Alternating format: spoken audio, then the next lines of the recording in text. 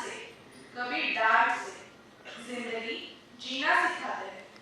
जब गिरते हैं हम डर कर, जब गिरते हैं हम डर कर, साहस वही देते हैं। ऐसे महान व्यक्ति को ही तो गुरु कहते हैं, गुरु कहते हैं। I request you all to stand in attention for the national anthem.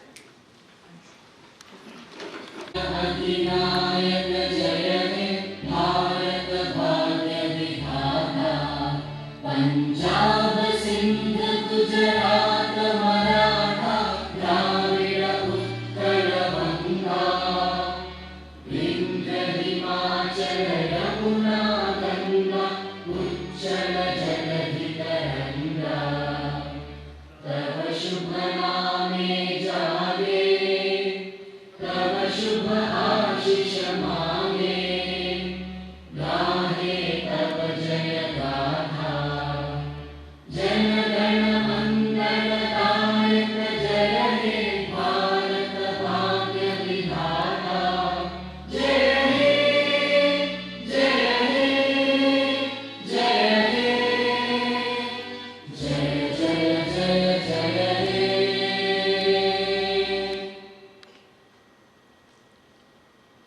Please be seated. I request everyone to take their seats. Good morning. First of all, thank you so much. तुम्ही सगळीजण इथं आलात आणि इथनं पुढचे जे आपले 2 तास असणार आहेत हे नक्कीच जेवढे विद्यार्थी सगळीजण ऐकतायत तुमच्या आयुष्यातला एक महत्त्वाचा हा 2 तासाचा सेशन असेल हे मी नक्की गॅरंटी देतो. का तर भरपूर विद्यार्थी 10वी पास झाल्यानंतर किंवा 12वी पास झाल्यानंतर माझ्यासमोर आलेले आहेत आणि त्यामुळे कॉमर्स क्षेत्र हे किती मोठे आहे आणि यात आपण नक्की किती करिअर संधी अचीव करू शकतो हे खऱ्या अर्थानं तर लोकांपर्यंत पोहोचलेलंच नाही.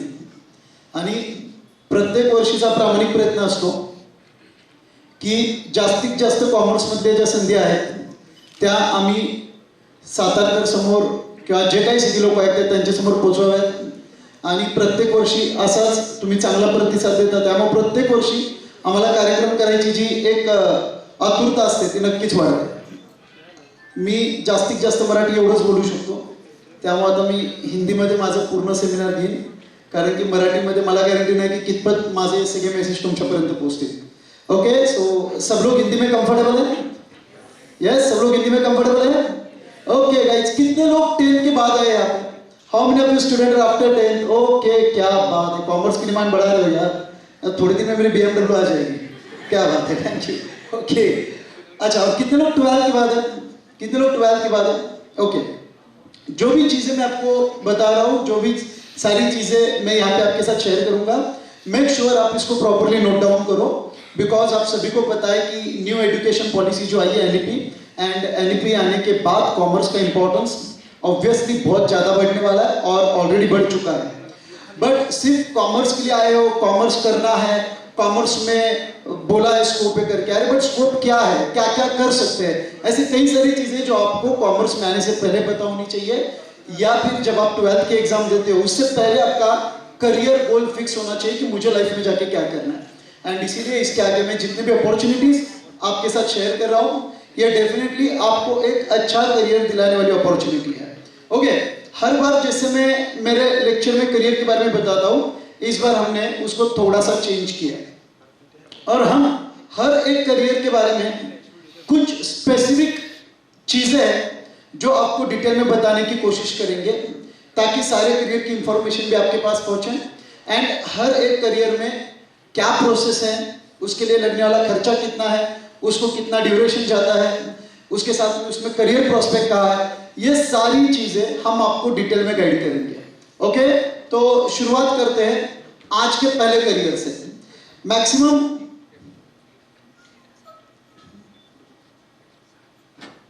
ओके, यहाँ पे जो मेरे स्क्रीन पे, आई होप आप सबको स्क्रीन क्लियर है, मेरा सबको स्क्रीन क्लियर है यहाँ से? ओके, ये जो मैंने यहाँ पे स्क्रीन पे दिया हुआ है हर एक करियर का आपको क्या क्या इंफॉर्मेशन मिलेगा. तो number 1, name of the course, उस कोर्स की पूरी प्रोसेस, उस कोर्स को लगने वाला ड्यूरेशन, उस कोर्स के लिए कितना कॉस्ट लगता है, साथ में आपको कौन से एरिया में जॉब मिलेगा एंड जो भी जॉब या फिर आप काम करोगे उसमें आपको क्या पैकेज मिलेगा। जो भी इस लेक्चर को अटेंड कर रहे पेरेंट्स और स्टूडेंट, देखो अभी भी हमारे करियर चूज करते वक्त पेरेंट्स का रोल बहुत इंपॉर्टेंट है एंड इसीलिए एज ए पेरेंट्स आपके लिए सेमिनार बहुत इंपॉर्टेंट है। बिकॉज बहुत बार मैं देखता हूँ कि 12th के बाद लोग 2, 4, 5 महीने के बाद मेरे पास आते हैं कि सर आप आगे करियर का क्या करें, बट तब तक शायद इतनी अपॉर्चुनिटीज निकल जाती हैं कि बच्चों को अपना करियर का 1 साल वेट करना पड़ता है, फिर उनका 1 साल वेस्ट हो जाता है। एंड इसलिए जितने भी करियर में आपको बता रहा हूँ मैं, उनके लिए लगने वाली एंट्रेंस एग्जाम कहाँ होती है, उसकी तैयारी आपको कब से शुरू करनी चाहिए, ये सारी चीजें आपको हर एक कोर्स के साथ गाइड करूंगा। ओके, अगर उसके बाद में भी आपके कोई भी सवाल रहे तो डेफिनेटली हमारी वॉलंटियर टीम है, आप उनके पास अपना सवाल दे सकते हो, उसका भी आंसर आपको मिलेगा। ओके, शुरू करते हैं। सबसे पहले आज हम शुरू करने जा रहे हैं, दैट इज कॉमर्स में आपने सुना होगा कि एमबीए बहुत लोग बोलते हैं कि मुझे करना है। एंड एमबीए का अगर आप डिटेल जानने की कोशिश करेंगे तो पहले तो ये समझ लो कि जो भी लोगों ने एमबीए के बारे में सुना है, पहले आपको ये समझना है कि एमबीए की तैयारी कब शुरू की जा सकती है। तो ये समझ लो कि एमबीए एक्चुअल कोर्स बीकॉम के बाद आता है। एमबीएची सुरुवात खऱ्या अर्थानं बीकॉम नंतर होते आणि त्यामुळे 11वी 12वी कॉमर्स घेऊन 11वी 12वी कॉमर्स घेतल्यानंतर जे एफवाय एसवाय टीवाय असते ते आपल्याला कसं करायचं याचा आधी आपण विचार केला पाहिजे। MBA master of business administration, right, and BBA is bachelor of business administration. आपको अगर एमबीए करना है तो आपके लिए सबसे पहली प्रायोरिटी है आपका जो 11th और 12th का बेस है उसको पहले मजबूत बना लो। रीजन भी आगे जाके आप जो भी एंट्रेंस एग्जाम दोगे उसमें 11th और 12th के सब्जेक्ट आपको बहुत हद तक लगने वाले हैं। सो मेक श्योर कि जो भी लोग एमबीए करेंगे 11th और 12th का आपका ट्रेनिंग प्रॉपर होना चाहिए और साथ में जो भी 11th 12th के फंडामेंटल्स है, जो सब्जेक्ट्स है, उसके ऊपर आपकी कमांड अच्छी होनी चाहिए, तभी जाके आप एंट्रेंस एग्जाम में अच्छा परफॉर्म कर सकते हो। बिकॉज एंट्रेंस एग्जाम में 70% सिलेबस जो होता है वो 11th 12th का होता है। ओके, 12th के बाद बहुत बार बच्चों का मिसअंडरस्टैंडिंग ये है कि सिर्फ बीबीए करके ही एमबीए किया जा सकता है, which is not the fact. आप 12th के बाद बीकॉम करके भी एमबीए कर सकते हो, 12th के बाद आप बीबीए करके भी एमबीए कर सकते हो, दोनों ऑप्शन आपके पास 100% अवेलेबल है। ओके, सिर्फ अगर आपका टारगेट अच्छा है या फिर अगर आपको एमबीए करना है तो मेक श्योर आप कोई ना कोई बड़े कॉलेज से ही एमबीए करेंगे, आप कोई भी लोकल कॉलेज से एमबीए नहीं करेंगे। एंड इसीलिए एमबीए के लिए कौन से कॉलेज अच्छे हैं वो भी मैंने कुछ लिस्ट यहाँ पे शॉर्ट आउट की है। जो लोग एमबीए करेंगे समझ लो 11th 12th आपको कॉमर्स से करना है, बनती कोशिश आप इंग्लिश मीडियम रखेंगे, बनती कोशिश आप इंग्लिश मीडियम रखेंगे 11th और 12th के लिए, ताकि आगे जाके आपका जो बीकॉम रहे वो आपके लिए आसान हो जाए। Point number 1। Point number 2, MBA करने के लिए आपको 2 एंट्रेंस एग्जाम है, एक है एमबीए सेट एंड दूसरा है कैट। एमबीए सीईटी करके आप कोई भी कॉलेज में एडमिशन ले सकते हो। एमबीए सीईटी आपको देना कब है? 12th के बाद आपका एफवाई होगा, एसवाई होगा, टीवाई होगा। टीवाई का जब आपका एग्जाम आएगा मार्च अब्लिक अप्रैल में, उसके 1 महीने पहले आपका एमबीए सीईटी का एग्जाम आएगा। आई रिपीट, उसके 1 महीने पहले आपका एमबीए सीईटी का एग्जाम आएगा एंड आपको आपकी टीवाई के एंड में एमबीए सीईटी का एग्जाम देना है। सीईटी का एग्जाम देके आप कोई भी लोकल कॉलेज या फिर कोई भी स्टेट कॉलेज में एडमिशन ले सकते हो एमबीए के लिए। बट अगर आपका टारगेट बड़ा है तो आपको चूज करना है IIM एमबीए के लिए। जैसे IIT होता है, वैसे मैनेजमेंट के लिए हमारे गवर्नमेंट का IIM है और IIM के 8 colleges all over India available है। अगर आपका टारगेट बड़ा है, अगर आपको लाइफ में कुछ बड़ा करियर करना है तो आप डेफिनेटली IIM प्रेफर कर सकते हो। IIM में से एमबीए करने के लिए आपके लिए सबसे इंपॉर्टेंट है, आपको एग्जाम देना होगा कैट का, CAT कैट। ओके, और वो एग्जाम कैट का जो एग्जाम है वो आएगा जब आप आपकी टीवाई में रहोगे, 3rd ईयर में। 3rd ईयर में रहते वक्त जो नवंबर और दिसंबर मंथ आएगा उसमें आपको कैट एग्जाम देना है। बट जो लोग IIM में से एमबीए सोच रहे, मेक श्योर आपकी कैट की जो तैयारी है वो एफवाई से जारी हो जानी चाहिए। तो अगर आप एमबीए करना चाहते हो, IIM में से करना चाहते हो, तो आपको एफवाई से लेकर कैट की तैयारी चालू करनी पड़ेगी, तभी जाके आप 2 साल में उसकी पूरी पढ़ाई कंप्लीट करके उस एग्जाम को जस्टिस दे सकते हो। तो मैं श्योर जो भी लोग एमबीए करना चाहते हैं, आईआईएम में से करना चाहते हैं, आप लोग कैट की तैयारी चालू करो एफवाई के साथ। जब आप टीवाई में रहेंगे, दिसंबर में आपका एग्जाम आएगा, 1 महीने के बाद उसका रिजल्ट आएगा एंड देन आपका सिलेक्शन होगा आईआईएम के लिए। सबको क्लियर हुआ क्या? ओके, तो 2 एग्जाम। अगर आपको आईआईएम नहीं चाहिए, कोई भी दूसरा कॉलेज चलेगा, तो सीईटी, एमबीए सीईटी, एंड अगर आपको आईआईएम से करना है तो आपको कैट एग्जाम दे के ही आगे बढ़ना पड़ेगा। ओके, अभी देखो यहाँ पे मैंने एग्जैक्टली जो सारे एंट्रेंस टेस्ट है उसका डेटा लिखा हुआ है। मूविंग अहेड गाइस, अगर उसके आगे जाके देखेंगे तो एमबीए के लिए टोटल लगने वाला जो ड्यूरेशन है वो 12th के बाद 5 साल, ग्रेजुएशन के बाद 2 साल। एमबीए के अगर आप कॉस्ट निकालेंगे कि सर एमबीए करने के लिए कितना खर्चा आएगा, अब प्रॉब्लम है एमबीए डिपेंड करता है आप कौन से कॉलेज से करते हो। एंड अगर आप एमबीए एक एवरेज कॉलेज से करते हो तो उनका फी 1.5 से 2 लाख रुपए पर एनम है। एंड अगर आप अच्छे कॉलेज से करना चाहते हो तो it goes around 9 to 12 lakh per annum.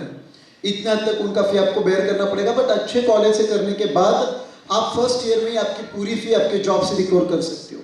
Because जो लोग एमबीए आईएम में से करते हैं उनको मिलने वाला जो एवरेज पैकेज है is around 35 lakh to 60 lakh per annum. मतलब 35 लाख से 60 लाख पर एनम तक आपको पैकेज मिल सकती है। एंड इसलिए दो आप वहाँ पे फीस ज़्यादा पे कर रहे हो, कोई बात नहीं बच्चों, आपकी जो फी है वो डेफिनेटली आपके पहले पैकेज में ही वसूल हो सकती है। नॉर्मल कॉलेज से एमबीए करने की कोशिश करेंगे तो आपको 4 लाख to 7 लाख तक पैकेज मिल सकता है। मॉडरेट कॉलेज से करेंगे तो 8 लाख से 12 लाख। एंड अगर आप आईएम से करेंगे तो फिर आपकी पैकेज 25 to 60 तक भी जा सकती है। ओके, अभी बहुत बार ऐसा होता है कि सर फिर एमबीए करते हो बीबीए से करना चाहिए या बीकॉम से। अगर आप कोई भी बिजनेस स्कूल प्रेफर करते हो, कोई भी बिजनेस स्कूल, तो आप बिजनेस स्कूल में बीकॉम करके एमबीए कर सकते हो।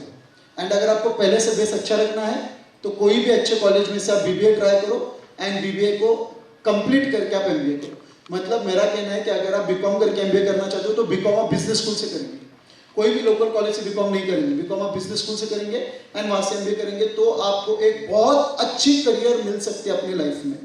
ओके, एंड अगर आपको बीबीए करके करना है तो कोई भी एक अच्छा कॉलेज सिलेक्ट करो, बीबीए करो, साथ में एंट्रेंस एग्जाम की तैयारी चालू करो एंड देन आप एमबीए के लिए 2 साल जो है वो आप अपना करियर स्टार्ट कर सकते हो। एमबीए की और एक स्पेशलिटी मुझे क्या लगती है कि बहुत बार आप देखते हो कि आपके घर का फैमिली बिजनेस है या फिर आपके घर की फैक्ट्री है, तो आप बहुत बार ऐसे हो जाते मैं देखता हूँ कि बच्चों कैसे कि सर ठीक है हमारे घर का बिजनेस है तो क्या बीकॉम कर लेगा और बिजनेस ज्वाइन करेगा। क्यों ऐसे?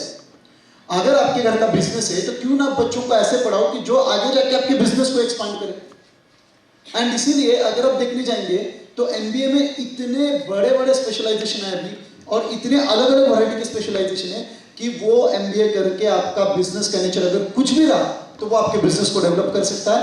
सर एमबीए में कितने अलग अलग स्टाइल के एमबीए हो सकते हैं? We have some detail information. अगर आपको बिजनेस स्कूल से एमबीए करना है या फिर बीकॉम करना है तो मैंने ये 2 नाम लिखे हुए हैं। ये बिजनेस स्कूल है और इनका रेपुटेशन सबसे बड़ा है। ये है KG Somaiya institute of management Mumbai and Doom business school Dehradun. Okay, अब सर इन स्कूल में जाने तो क्या करना पड़ेगा? इनके लिए इनके एंट्रेंस एग्जाम है। आप अगर गूगल पे इनकी वेबसाइट पे जाएंगे तो इनके एंट्रेंस एग्जाम की भी सारी जानकारी आपको मिल जाएगी। बिकॉज मैं अभी एक करियर को इसके और ऊपर नहीं लेके जा सकता हूँ बिकॉज मुझे कई सारे करियर की एक्सप्लेनेशन आपको यहाँ पे प्रोवाइड करनी है। अगर हम आगे बढ़ेंगे, ये देखो ये आपके लिए बहुत इंपॉर्टेंट है कि आप एमबीए कितने फील्ड में से कर सकते हो। और यहाँ पे मैंने जितनी फील्ड लिखी है ना उसके अलावा भी 7 से 8 फील्ड है कि जहाँ से आप एमबीए कर सकते हो। Number 1 finance. अच्छा, फाइनेंस कितने लोगों को पसंद है? फायनान्स किती लोकांना पैसा आवडतो? माझे दोन्ही हात वर आहेत, मला खूप आवडतो, बराबर है। जिनको फाइनेंस पसंद है आप डेफिनेटली फाइनेंस में करो बिकॉज एमबीए फाइनेंस में स्कोप रहेगा। जो हिसाब से इंडियन इकोनॉमी ग्रो हो रही है, जो हिसाब से हम हमारे जीडीपी का टारगेट रख रहे हैं, डेफिनेटली आगे जाके फाइनेंस के लिए और स्कोप बढ़ेगा। वही है, अगर आपका बिजनेस है तो इंटरनेशनल बिजनेस, ये भी बहुत फॉर्म में एमबीए कि जो लोग अभी इंडस्ट्रीज में, जो लोग इंपोर्ट एक्सपोर्ट में है वो डेफिनेटली इंटरनेशनल बिजनेस में एमबीए कर सकते हैं। जो लोगों को कॉमर्स लिया बट आपको टेक्नोलॉजी में ज़्यादा इंटरेस्ट है तो आप आईटी में कर सकते हो। जो लोगों को बातें करना पसंद है, लोगों के साथ रिलेशन बढ़ाना पसंद है तो आप ह्यूमन रिसोर्स में कर सकते हो। जो लोगों को सेल्स पसंद है आप मार्केटिंग में कर सकते हो। कॉर्पोरेट सोशल रिस्पॉन्सिबिलिटी, जो लोगों का ट्रांसपोर्ट बिजनेस है अपने बच्चों को ट्रांसपोर्ट एंड लॉजिस्टिक में एमबीए कराओ, शायद आज आपके 10 ट्रक है वो 100 ट्रक करवाएगा। इतनी मैनेजमेंट तगड़ी हो सकती है नॉलेज के बेसिस पे। हॉस्पिटैलिटी, जो लोगों का खुद का होटल है, जो लोगों का खुद का रेस्टोरेंट है, आप डेवलप करना चाहते हो बच्चों को हॉस्पिटैलिटी में, एमबीए करा वो हो सकता है। टेक्सटाइल में भी है, सप्लाई चेन में भी है। बताने का मतलब सिर्फ इतना है कि एमबीए नाम के लिए लगता है कि एक फील्ड में है, एमबीए आप अलग अलग 18 से 20 फील्ड में कर सकते हो। गर्ल्स, अगर आपको फैशन डिजाइनिंग में ज़्यादा इंटरेस्ट है तो बहुत बार बोला जाता है कि फैशन डिजाइनिंग में कोई भी डिग्री आपको नहीं मिलती है। गलत है। आज एमबीए करके आप फैशन डिजाइनिंग में डिग्री भी ले सकते हो, जो डेफिनेटली बड़े बड़े कॉर्पोरेट जॉब में जब आपको जॉब मिलेगी तो ये डिग्री आपको वहाँ पे हेल्प कर सकती है। तो एमबीए कैसे करना है, कैसे जाना है, सबको क्लियर हुआ? ओके। एमबीए के बाद हम और एक करियर की बात करेंगे। I am Ahmedabad and I am Bangalore के जो कुछ इमेजेस है वो यहाँ पे मैंने पोस्ट किए हैं, आप देख सकते हो। ओके। रेफरेंस के लिए अगर आप बोलेंगे कि सर ऐसे कौन से एमबीए की जो अभी एकदम मतलब एमबीए होने के बाद भी वो बहुत फेमस है, तो मैंने यहाँ पे लिखा हुआ है John Abraham, he is also MBA. Okay. Chetan Bhagat, you all know Chetan Bhagat, सबको पता है कि नहीं पता है? Okay, he is also MBA from I M. Right guys? And now Raghuram Rajan, इनके बारे में भी तो आपने सुना होगा कि इंडिया के एक्स गवर्नर है, वो खुद भी एमबीए है। बोलने का मतलब है गाइस, एमबीए करके भी आप इतने बड़े करियर को अचीव कर सकते हो। Okay. Second is law. Anyone, कोई लॉयर जो मेरा अभी लेक्चर अटेंड कर रहा है? Any lawyer in the hall? नहीं, वही हिसाब से मुझे आपको गाइड करना पड़ेगा ना कोर्स के बारे में। ओके, अगर कोई लॉयर नहीं है तो मैं सारी चीजें ट्रांसपेरेंटली बता सकता हूँ। ओके, तो हाँ, इंपॉर्टेंट है ना, केस छोड़ देगा मेरे। ओके, पहले तो हम चिंतक खूब है। चलो, बैचलर ऑफ लॉ। अभी हुआ क्या है कि 3 साल पहले तक लॉ करने के लिए डायरेक्ट एडमिशन अवेलेबल था। 3 साल पहले तक लॉ करने के लिए डायरेक्ट एडमिशन अवेलेबल था, बट 3 साल पहले लॉ के लिए उन्होंने एंट्रेंस एग्जाम लाया। गवर्नमेंट का अप्रोच और फंडा क्लियर है कि गवर्नमेंट को जो कंपटीशन है उसको फेयर रखना, एंड कंपटीशन फेयर तभी होगा जब हर एक कोर्स के लिए एंट्रेंस एग्जाम होगा। एंड इसलिए गवर्नमेंट क्या किया, जो भी बच्चों को लॉ करना है उनके लिए एक एंट्रेंस एग्जाम लाया, नाम है क्लैट। लॉ के एंट्रेंस एग्जाम का नाम क्या है? क्लैट। और ये क्लैट आप कब दे सकते हो, ये बहुत इंपॉर्टेंट है सुनना, बिकॉज मैं देख रहा हूँ आज कॉमर्स में बहुत सारे लोग हैं ना, एक लॉ का पर्टिकुलर टारगेट लेके आए। कुछ लोगों के ऑलरेडी मम्मी पापा लॉयर है, फिर कुछ लोगों की लॉ फर्म है, या फिर कुछ लोगों का बिजनेस है जिसमें वो लॉ करके अपनी बिजनेस को और बढ़ाना चाहते हैं नॉलेज के बेसिस पे। तो बहुत बार लोगों को ये पता नहीं है कि लॉ की जो क्लैट एग्जाम है वो 12th के साथ दी जाती है। मैक्सिमम लोग मेरे पास 12th के बाद आते हैं कि सर अभी लॉ करना है, आप क्या करें? देखो, 12th की एग्जाम आप देते हो मार्च में या फिर फेब में, तो जो आपका क्लैट का एग्जाम आएगा वो उसके पहले आएगा दिसंबर में।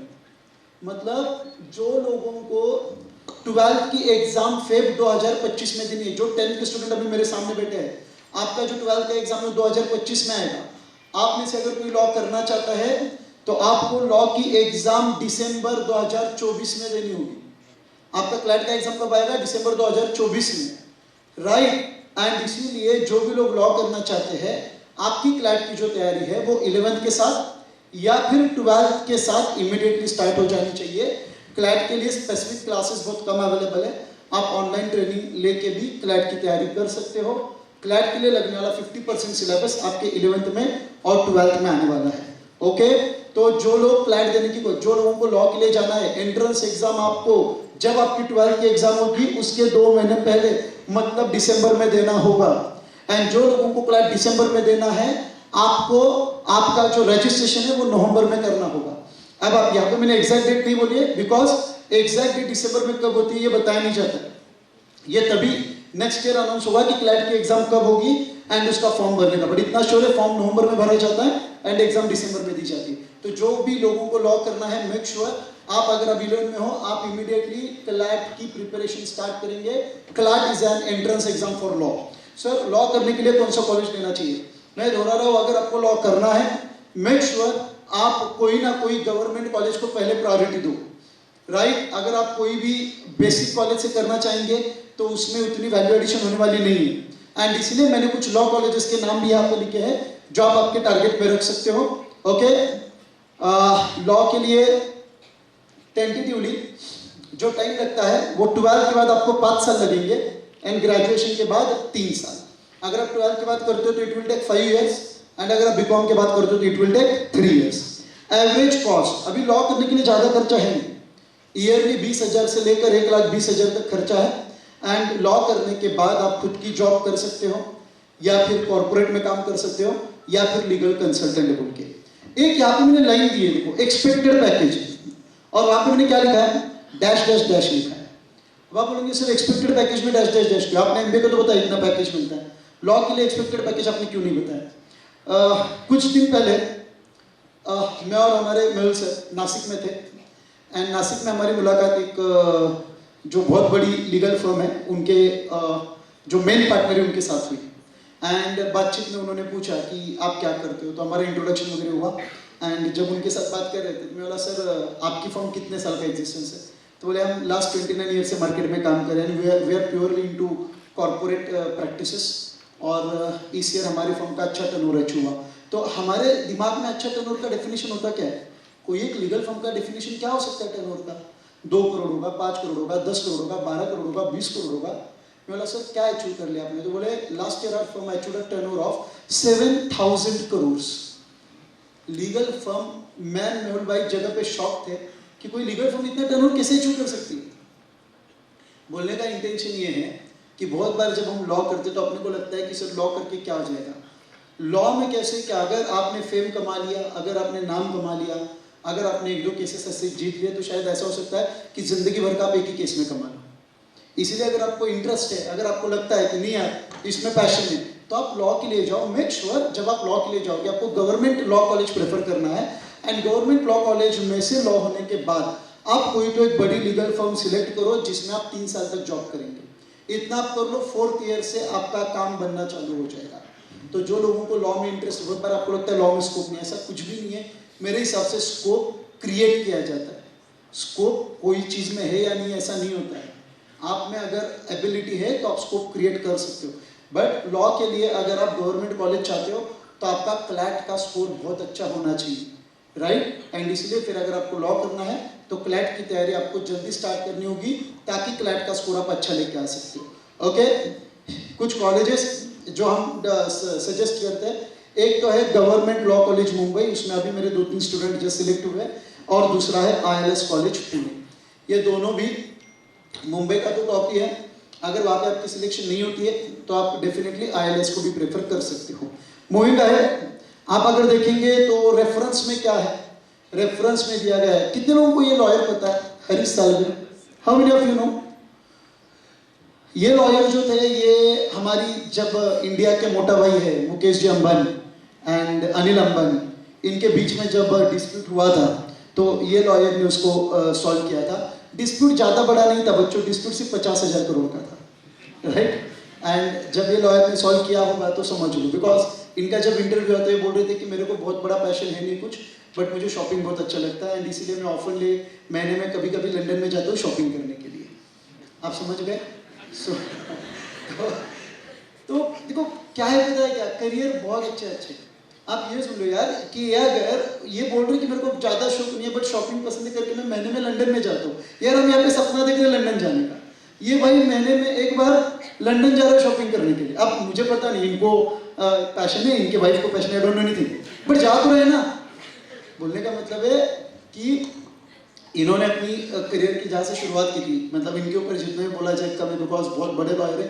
बोलने का है कि लॉ करने के बाद भी बच्चों इन्होंने जो करियर अचीव किए वो डेफिनेटली बहुत हाई है.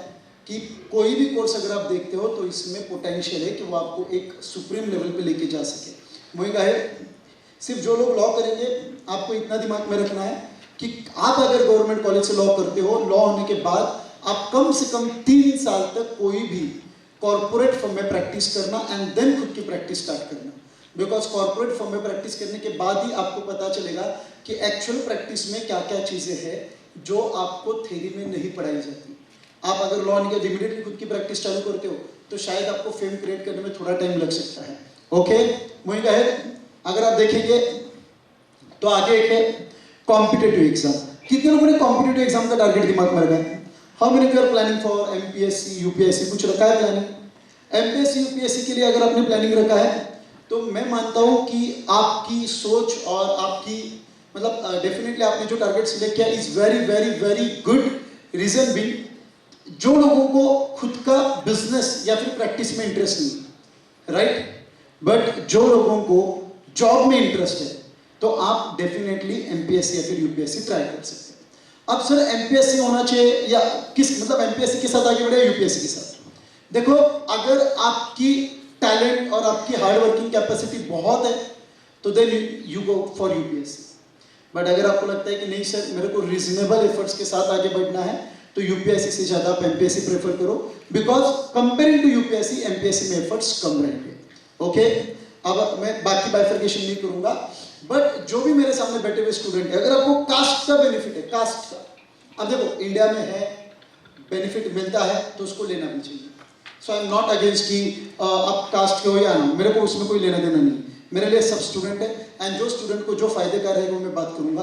अगर आपके पास कास्ट का बेनिफिट है तो आप एमपीएससी ट्राई कर सकते हो, बिकॉज यहाँ पे कुछ रिजर्वेशन कास्ट के लिए भी रखा गया है। ओके, अभी मैंने जो सारा डेटा दिया है वो एज्यूम करके दिया है कि सारे स्टूडेंट मेरे सामने जनरल कैटेगरी के, बट जो लोगों के पास कास्ट का बेनिफिट होगा आपको इसमें कुछ एडिशनल बेनिफिट मिलने वाला है। जो लोगों को एमपीएससी करना है, सबसे पहले आप एमपीएससी की फर्स्ट एग्जाम टीवाई के बाद दे सकते हो। आप एमपीएससी के एग्जाम कब दे सकते हो? टीवाई के बाद, बट इसकी प्रिपरेशन आपकी एफवाई से चालू हो जाएगी। तो बहुत बार मैंने देखा है बच्चे टीवाई के बाद बोलते कि सर अब एमपीएससी की क्लास करूंगा। नहीं guys, you are in a golden age, and आप अगर 12 के बाद एमपीएससी की प्रिपरेशन स्टार्ट करते हो, जैसे ही आपका टीवाई का एग्जाम खत्म हो, आप इमीडिएटली एमपीएससी का अटेम्प्ट दे सकते हो। बिकॉज आपको लगेगा कि टीवाई के बाद अगर हम एमपीएससी करना चाहते हैं, एग्जाम देना चाहते हैं, तो टीवाई के बाद तैयारी चालू नहीं होती है, टीवाई से पहले तैयारी चालू करनी पड़ेगी। एंड इसलिए जो लोग कॉम्पिटिटिव एग्जाम के लिए कोशिश करें एमपीएससी के लिए, एफवाई, एसवाई, टीवाई पूरा लगा दो, पूरे 3 साल आप एमपीएससी की तैयारी करेंगे, एंड थर्ड ईयर के बाद आप एमपीएससी के एग्जाम देंगे। सर एमपीएससी के एग्जाम में मिनिमम एज क्राइटेरिया क्या है? 19 एंड मैक्सिमम 38, मतलब 38 ईयर तक आप एमपीएससी के एग्जाम दे सकते हो, इतना समझ लो। ओके, एग्जाम पैटर्न जो है एमपीएससी का, टीवाई के बाद आपकी फर्स्ट एग्जाम जो आती है वो प्रीलिम्स होती है। क्या होती है? प्रीलिम्स। प्रीलिम्स पास होने के बाद मेंस, एंड मेंस पास होने के बाद आपका इंटरव्यू होता है, वो 100 मार्क का होता है। तो जो लोग एमपीएससी करना चाहते हैं, आपकी प्रीलिम्स होगी 400 मार्क की, मेंस होगी 800 मार्क की, एंड इंटरव्यू आपका 100 मार्क का होगा, एंड एक बंदा 6 अटेम्प्ट दे सकता है। यही अगर आप कैटेगरी में आते हो, कास्ट में आते हो, तो नंबर ऑफ अटेम्प्ट्स आपके लिए अवेलेबल 8 है, एंड अगर आपके और एक कोई कास्ट है तो वो नंबर ऑफ अटेम्प्ट्स अनलिमिटेड है। बट मैं कास्ट में बहुत जाऊंगा नहीं, आपको समझ गया। ओपन कैटेगरी के लिए कितना अटेम्प्ट है? 6, कास्ट के लिए 8, और कुछ कास्ट के लिए अनलिमिटेड। ओके, एमपीएससी के बारे में सबको जानकारी आ गई क्या? एमपीएससी का अगर आपको डिटेल जानना है कि सर कितने एग्जाम्स होते हैं, तो www.mpsc.gov.in www.mpsc.gov.in ये वेबसाइट है, उसके ऊपर आपको सारी जानकारी मिलेगी। अगर हम इसमें आगे जाने की कोशिश करेंगे, है यहाँ एमपीएससी का एक वेबसाइट आएगा, वो भी मैं आपको बताता हूँ। बट जो लोगों का टारगेट है कि उनको लाल लाइट की गाड़ी चाहिए, ये समझ लो आपके लिए यूपीएससी। देखो यूपीएससी ये बहुत लोगों का सपना है, बहुत लोग उसको अचीव भी करते हैं, बट यूपीएससी के बारे में बात करते वक्त या फिर कुछ बताते वक्त मैं कुछ चीजें स्पेसिफिकली आपको गाइड करूंगा।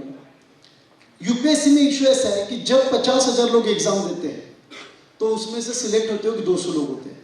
ट्राई टू अंडरस्टैंड, मतलब कोई भी लोग यूपीएससी को अगर अपना मेन करियर बना के ही काम करना चाहते हैं, तो ये मान लो आप उसके लिए 11 से प्रिपरेशन करना स्टार्ट करो।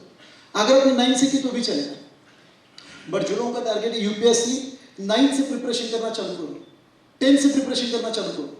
यूपीएससी की पहली एग्जाम आप जो दे सकते हो अगर मिनिमम एज ऑफ 21 ईयर्स, मतलब उनको भी पता है कि बच्चे जब 11 में जाएगा तब वो 15 साल का है। उन्होंने एग्जाम देने के लिए परमिशन कब दिया? 21 साल में। मतलब उनको भी पता है कि कम से कम आपको यूपीएससी की प्रिपरेशन के लिए 6 साल तो लगते ही है, एंड इसलिए उन्होंने मिनिमम एज क्या दिया है? 21 ईयर्स, एंड मैक्सिमम एज क्या दिया है? 32 ईयर्स। ये जो मैक्सिमम एज है ये कास्ट के लिए शायद बढ़ सकता है, तो मिनिमम 21 साल में आप यूपीएससी के एग्जाम दे सकते हो, मैक्सिमम 32 ईयर्स तक आप अटेम्प्ट दे सकते हो। एंड यूपीएससी के लिए भी अटेम्प्ट अलाउड है 6 अटेम्प्ट के ऊपर आप यूपीएससी के अटेम्प्ट नहीं दे सकते। सब्जेक्ट और एग्जाम कैसी रहेगी? एग्जाम्स देखो, प्रीलिम्स जिसमें जनरल सर्विस, सिविल सर्विस और एप्टीट्यूड टेस्ट आपका लिया जाएगा। उसके बाद में मेंस की एक एग्जाम होती है जिसमें 7 सब्जेक्ट होते हैं एंड देन आपका इंटरव्यू होता है। यूपीएससी का इंटरव्यू क्रैक करना ये मजाक नहीं है। जो भी लोग 10 के बाद यूपीएससी में जाना चाहते हैं, अभी अंडरग्राउंड हो जाओ, 7 साल तक आप किसी को नहीं दिखेंगे। बट जिस दिन आप यूपीएससी के एग्जाम देने जाएंगे, मेक श्योर कि आप उसको क्लियर करके बाहर निकलेंगे। यूपीएससी के लिए ओपनिंग्स का है, कब एग्जाम होने वाली है, www.upsc.gov.in, ये जो 2 वेबसाइट है mpsc.gov.in एंड upsc.gov.in, इस पे सारी जानकारी, आने वाले एग्जाम्स कौन से रहेंगे, वो एग्जाम आपको कब देने हैं, इसकी सारी जानकारी वेबसाइट पर आपको मिलने वाली है। यूपीएससी अगर आप देखेंगे तो यूपीएससी की जो प्रीलिम्स है वो 400 मार्क के लिए है एंड यूपीएससी की मेंस कितने मार्क के लिए? 1750 मार्क की एग्जाम है। And for your knowledge, prelims और मेंस होने के बाद भी आप सिलेक्ट नहीं होते, फिर होता है इंटरव्यू एंड इंटरव्यू के बाद आप सिलेक्ट किए जाते हो कौन से रैंक पे आप सिलेक्ट हुए करके। ये सब होने के बाद, हाँ, बट ये श्योर है कि एक बार आपका यूपीएससी हो गया, फिर आपको मतलब जिंदगी में कोई टेंशन है ही नहीं। बिकॉज आपको जो भी पोस्ट मिलती है वो कलेक्टर बोल सकते हो, आप एसपी बोल सकते हो, या फिर कोई जो एमपी रहेगा उसका सेक्रेटरी बोल सकते हो, कोई डिपार्टमेंट का सेक्रेटरी बोल सकते हो। और जो मिलने वाली पोस्ट हो डेफिनेटली डायरेक्टली आपको कोई ना कोई तो ऐसी पोस्ट मिलेगी जो टॉप मोस्ट है। ओके सर, सिर्फ यूपीएससी करना चाहिए क्या? मेरा आंसर है नहीं। जनरली मैं सिर्फ यूपीएससी प्रेफर करने नहीं बोलता हूँ। क्यों? बिकॉज अगर आपने सिर्फ यूपीएससी किया एंड मान लो अनफॉर्चुनेटली एट एज ऑफ 21 में आपने अटेम्प्ट देना चालू किया एंड अगर चीज़ें 2 साल 3 साल तक आपके हाथ में नहीं आई, तो प्रॉब्लम यह है आपके हाथ में कोई भी एजुकेशनल डिग्री नहीं रहता, तो ना आपके हाथ में यूपीएससी का कोई जॉब है और ना आपके हाथ में कोई एजुकेशनल डिग्री है। That's the problem. एंड इसलिए अगर आपको यूपीएससी करना है तो मेक श्योर आप साथ में कोई ना कोई तो एजुकेशन करो। इसलिए आपने अगर देखा रहेगा यूपीएससी में जो भी लोग आते हैं ना, कुछ डॉक्टर है, कुछ सीए है, कुछ इंजीनियर है, कुछ ना कुछ लोग करके यूपीएससी में आते हैं, ताकि अगर हमारा यूपीएससी में सिलेक्शन नहीं होगी, मान लो नहीं हुआ यूपीएससी में सिलेक्शन, कोई टेंशन नहीं, उनके हाथ में कुछ ना कुछ साउंड करियर है। टू बी वेरी ऑनेस्ट, मेरे खुद के 2 स्टूडेंट हैं जो ऑलरेडी 2021 में सीए पास आउट है एंड वो अभी यूपीएससी के लिए प्रिपरेशन कर रहे हैं। द ओनली रीजन उन्होंने सीए किया कि सर अगर यूपीएससी अनफॉर्चुनेटली नहीं हो पाया तो फिर हमारे हाथ में कुछ ऐसा करियर होना चाहिए कि जिसके बलबूते पे हम हमारा एक लाइफ अच्छा बना सके। यूपीएससी और एमपीएससी सबको क्लियर हुआ? यूपीएससी एमपीएससी की सारी जानकारी सबको मिल गई? उसके बाद में रेफरेंस के लिए मुझे नहीं लगता कि शायद ही कोई ऐसा होगा कि जिनको विश्वास नागरे पाटिल साहब पता नहीं है। आई थिंक आप सबको पता रहेंगे, राइट? अगर कभी टाइम मिला तो आप इनकी जर्नी के बारे में जानना कि ये कहाँ से आए थे मुंबई में, एंड मुंबई में जब इन्होंने यूपीएससी की प्रिपरेशन स्टार्ट की तो इनका लाइफ टर्निंग पॉइंट क्या था। जब आप इनके बारे में पढ़ेंगे तो आपको पता चलेगा कि लाइफ में ऐसा कोई भी चीज़ नहीं कि जो पॉसिबल नहीं है। आप कभी टाइम मिले तो पढ़ना, इनकी जर्नी बहुत इंटरेस्टिंग है एंड इसलिए मैंने इनको यहाँ पे इंक्लूड किया हुआ है। ओके, बैंकिंग एग्जाम, बहुत बार अगर आपको रीजनेबल एफर्ट्स में काम करना है, राइट, एंड आपको फटाफट अगर हाथ में जॉब चाहिए तो you may prefer banking exam. Okay, banking exam का 2018 तक, 18 भी नहीं सॉरी 16 तक क्राइटेरिया अलग था। 2016 तक बैंकिंग में आपको जॉब पहचान से मिल सकती थी। 2016 ऑनवर्ड्स एक इंस्टीट्यूट फॉर्म किया गया जिसका नाम है IBPS एंड अभी जो भी गवर्नमेंट बैंक से, पब्लिक सेक्टर बैंक से, उसमें अगर आपको जॉब करनी है तो आपको कंपलसरी IBPS का एग्जाम देना पड़ेगा। वहाँ पे दिया institute of banking personal selection, and जो लोग IBPS के एग्जाम क्लियर करेंगे वही लोग बैंक में जॉब कर सकते हैं। एंड IBPS की अगर आपको एग्जाम देनी है तो एग्जाम देंगे कब? TY के साथ। आई रिपीट, IBPS के एग्जाम देंगे कब आप? TY के साथ। अगर आप आगे जाने की कोशिश करेंगे तो यहाँ पे सारे दिए, दो लेवल पे आपका सिलेक्शन हो सकता है, clerical level and officer level. And कहाँ पे सिलेक्शन होगा? तो कोई भी पब्लिक सेक्टर बैंक में आपका सिलेक्शन हो सकता है। 3 एग्जाम्स रहेंगे, prelims, mains and interview. But जो प्रीलिम, जो मेंस एंड जो इंटरव्यू आपने यहाँ पे देखा यूपीएससी एमपीएससी में, उतना डिफिकल्ट यहाँ पे रहने वाला नहीं। एंड इसीलिए अगर आप टीवाई में हो तो आप इमीडिएटली प्रीलिम्स दे सकते हो, प्रीलिम्स का इमीडिएटली मेंस आएगा, एंड मेंस अगर आप क्लियर हो गए तो आपका इंटरव्यू लिया जाता है एंड आपको बैंक में सिलेक्ट किया जाता है। पैकेज की अगर हम बात करें तो डिपेंड करता है कि आप कौन से लेवल पे सिलेक्ट हुए हो। अगर क्लरिकल लेवल पे सिलेक्ट हुए तो पैकेज ज़्यादा नहीं होता है, तकरीबन सालाना वो 80,000 से लेकर 2.5 लाख तक जा सकता है। अगर आप डायरेक्टली मैनेजर लेवल पे सिलेक्ट हुए हो तो डेफिनेटली फिर वो 6 लाख से लेकर 9 लाख 10 लाख तक जा सकता है ईयरली। कौन कौन कर सकता है? तो कोई भी यूनिवर्सिटी से अगर आपके पास मास्टर डिग्री है तो आपका मास्टर डिग्री का स्कोर कम से कम 55% है तो, या फिर कोई भी बंदा जो फाइनल ईयर में है वो भी इसको अप्लाई कर सकता है। IBPS की एग्जाम सालाना 2 बार होती है, ट्वाइस इन अ ईयर। तो जो लोग IBPS की प्रिपरेशन करना चाहते हैं, आप 11-12 का बेसिक नॉलेज स्ट्रॉन्ग रखो, FY या फिर SY के साथ आप इसकी प्रिपरेशन चालू करो। SY के साथ करेंगे तो BTY तक आपकी प्रिपरेशन आराम से हो जाएगी, कोई आपको उसमें प्रॉब्लम आने की संभावना नहीं है। मूविंग अहेड, ये देखो यहाँ पे मैंने लिखा है expected package 1.80 lakh to 6 lakh per annum, and इसके लिए जो IBPS के लिए आने वाला खर्चा है बहुत ही नॉमिनल है। अगर आपकी फाइनेंशियली बैकग्राउंड अच्छी नहीं है, if you are not financially fit, आप IBPS प्रेफर करके फटाफट जॉब स्टार्ट कर सकते हो, मेहनत तो थोड़ी लगेगी। Okay, this is all about banking exam, and now we are turning towards again a very important career in commerce, that is chartered accountant, right. कितने लोग हैं कि जो CA का ड्रीम लेके कॉमर्स में आए हैं, जो CA सोच के कॉमर्स में आ रहा? बाप रे, ओके, क्या बात है, चलो। अच्छा, कितने लोग जो CA बनेंगे गाइस? बिल्कुल मेहनत के साथ। नहीं, मैं CA की इलेक्शन लड़ने की सोच रहा हूँ, इसलिए पहले देख रहा हूँ कितने वोटर्स है अपने यहाँ पे करके। और राइट, अच्छा, अभी CA के बारे में अगर बात करते हैं, कितने लोगों ने सुना है CA बहुत difficult? How many of you heard कि CA ठीक साथ ऊपर को हाथ को पोलियो हुआ है क्या आपने? नहीं, हाँ, आप सब लोगों ने सुना है CA डिफिकल्ट है। अच्छा, कितने लोगों ने CA लोगों से सुना CA डिफिकल्ट? समझा गड़बड़ कहा है? साला जिसको पता है वो बोलता नहीं, एंड जिसको नहीं पता उसकी वाट लगा के चला जाएगा। एक बार मैं किसी पर्सन से बात कर रहा था, उसको पता नहीं था मैं CA था करके, पता नहीं कहाँ से टॉपिक निकला, बोला क्या हो काय साहेब ते पोरीला CA ला ॲडमिशन घ्यायचं होतं, पण तिला म्हटलं कुठे नादाला लागते. म्हटलं का हो साहेब लय अवघड असतं का? हो म्हटलं वाट लागती जिंदगीची.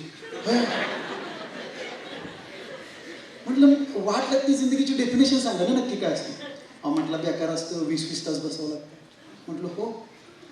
म्हटलं तुमच्या ओळखीचं कोणी CA? नाही म्हटलं आमच्या. मग तुम्हाला कोणी सांगितलं? म्हटलं एक जण असंच बोला. म्हटलं मी केलं असतं तर कसं होते? असं होते म्हटलं डायरेक्ट, त्याला लई हुशारी लागते. होय म्हटलं. बसमधनं जर्नी करत होतो, 2016ची गोष्ट मी शेअर करतो. म्हटलं साहेब तुम्ही टाकायला पाहिजे होतं पोरीला CA. निदान कालच असतं ना, काय असतं काय नाही म्हटलं, काय करायचं म्हटलं, अगं जीवाची सर्कस करून पोरांना शिकवायचं करायचं ते. पण म्हटलं साहेब मला तुम्ही एक सांगा, ही माहिती तुम्हाला मिळाली कुठनं की असं असतं? म्हणजे आता हे सगळे शब्द मी ॲज इट इज सांगतो. मी कराडला जर्नी करत होतो आणि आता बाजूला बसलेले जे कैंडिडेट्स होंगे अपन का असल थे कि बोलने का रीज़न क्या है पता है क्या? जो लोग बोल रहे हैं उनको पता नहीं, एंड जो लोगों को पता है वो बोलते नहीं। मैंने आपसे पूछा CA डिफिकल्ट है क्या? ऑलमोस्ट 60-70 लोगों ने हाथ ऊपर किया। जब मैंने आपको पूछा आपको किसने बताया, किसी CA ने बताया क्या, तो एक भी हाथ ऊपर नहीं था। बोलने का मतलब है जिन्होंने CA किया है उनको पता है डिफिकल्ट नहीं, एंड जिन्होंने नहीं किया वो मार्केट में मॉल मचा रहे कि बहुत डिफिकल्ट है करके। समझ में आ रहा है क्या? तर घरातल्या एखादी गोष्ट कशी असते माहिती आहे ना, की घरातल्याला माहीत असतं काही गैरसमज नाही आहे, पण चुकून भांडं पडलं तर बाजूचा बोलतो की बहुतेक नवऱ्याच्या डोक्यात भांडं पडले. माहिती नसतं त्याला काय, पण एक असतं ना, क्युरियोसिटी असते ना की काहीतरी झालं असावं. हे तसंच आहे. देखो जो लोग CA के लिए आना चाहते हैं, आपको सिर्फ इतना समझ जाना चाहिए CA डिफिकल्ट नहीं है. CA करने के लिए पेशेंस और कंसिस्टेंसी बहुत चाहिए.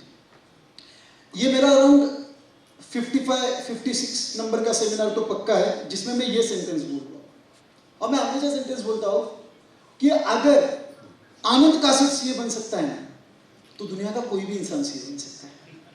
और इसके पीछे कॉन्फिडेंस, बिकॉज अपने को पता है ना अपन क्या था.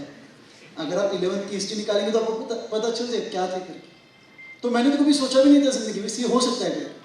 बट जब कोर्स में, बिकॉज मैं आपके जैसे डरा हुआ था की किसी ने आके बोल दिया की 20 तास अभ्यास करावा लागतो, 18 तास अभ्यास करावा लागतो, सीए करणारी माणसं एका वेळेला जेवतच नाही. पहिल्या दोनचं काही वाटलं नाही, तिसरं जेव्हा ऐकलं म्हटलं हे नाही होणार. काय म्हटलं ऑलरेडी मला दिवसातनं 4दा लागतं, 2 मधले एक होत नसेल तर आपलं अवघड है. बट अभी क्या है कि अभी कुछ करना था तो बोला चलो स्टार्ट तो करते हैं.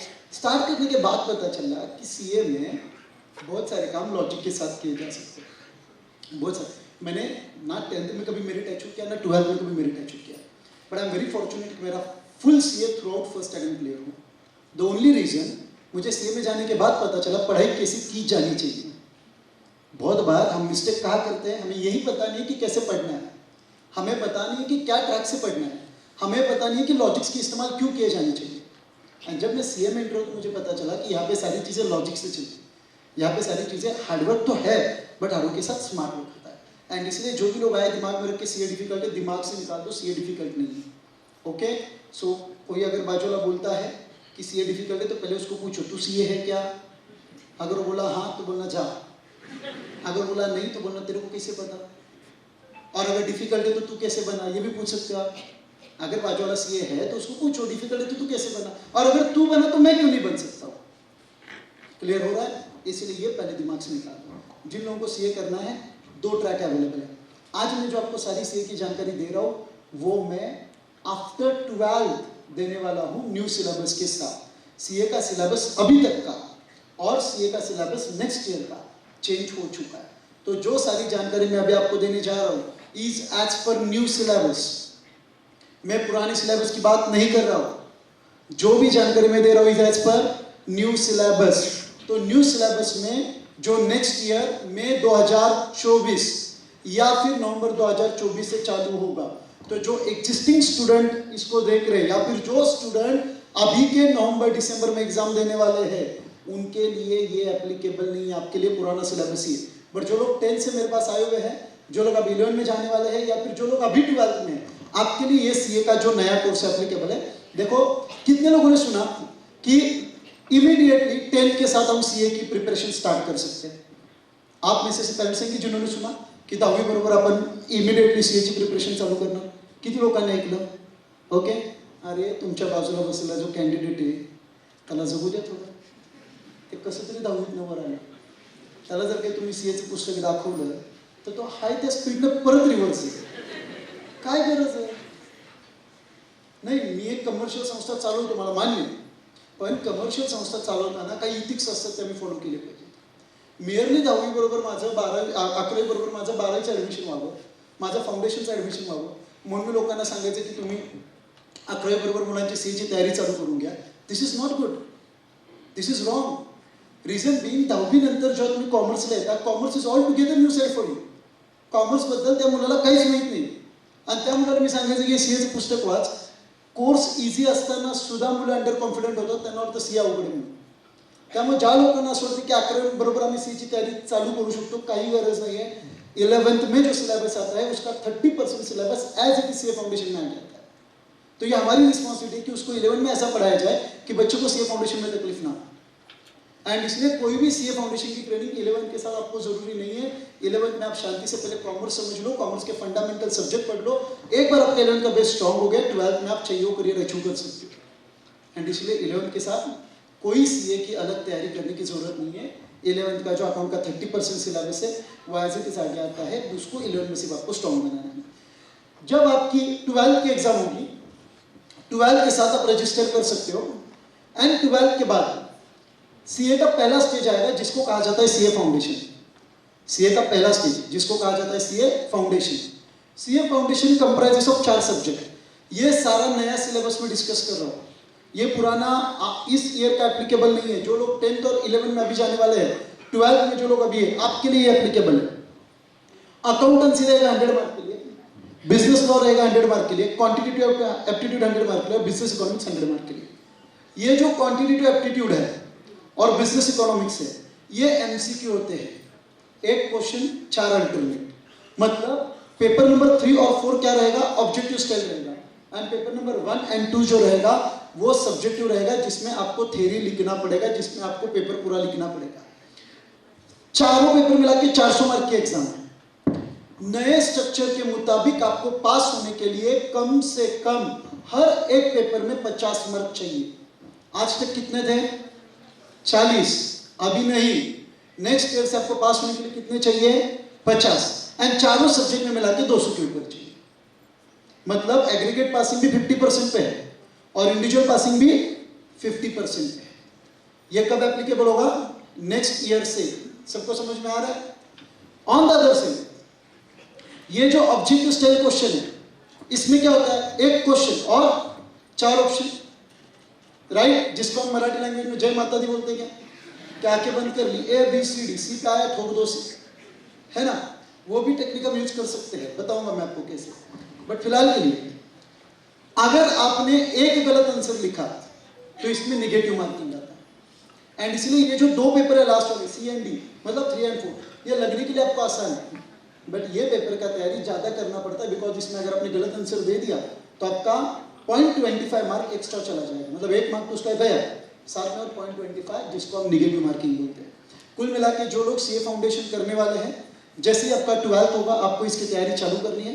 12th के बाद आइदर आप उसको मई में या फिर जून में दे सकते हो, या फिर नवंबर या फिर दिसंबर में दे सकते हो।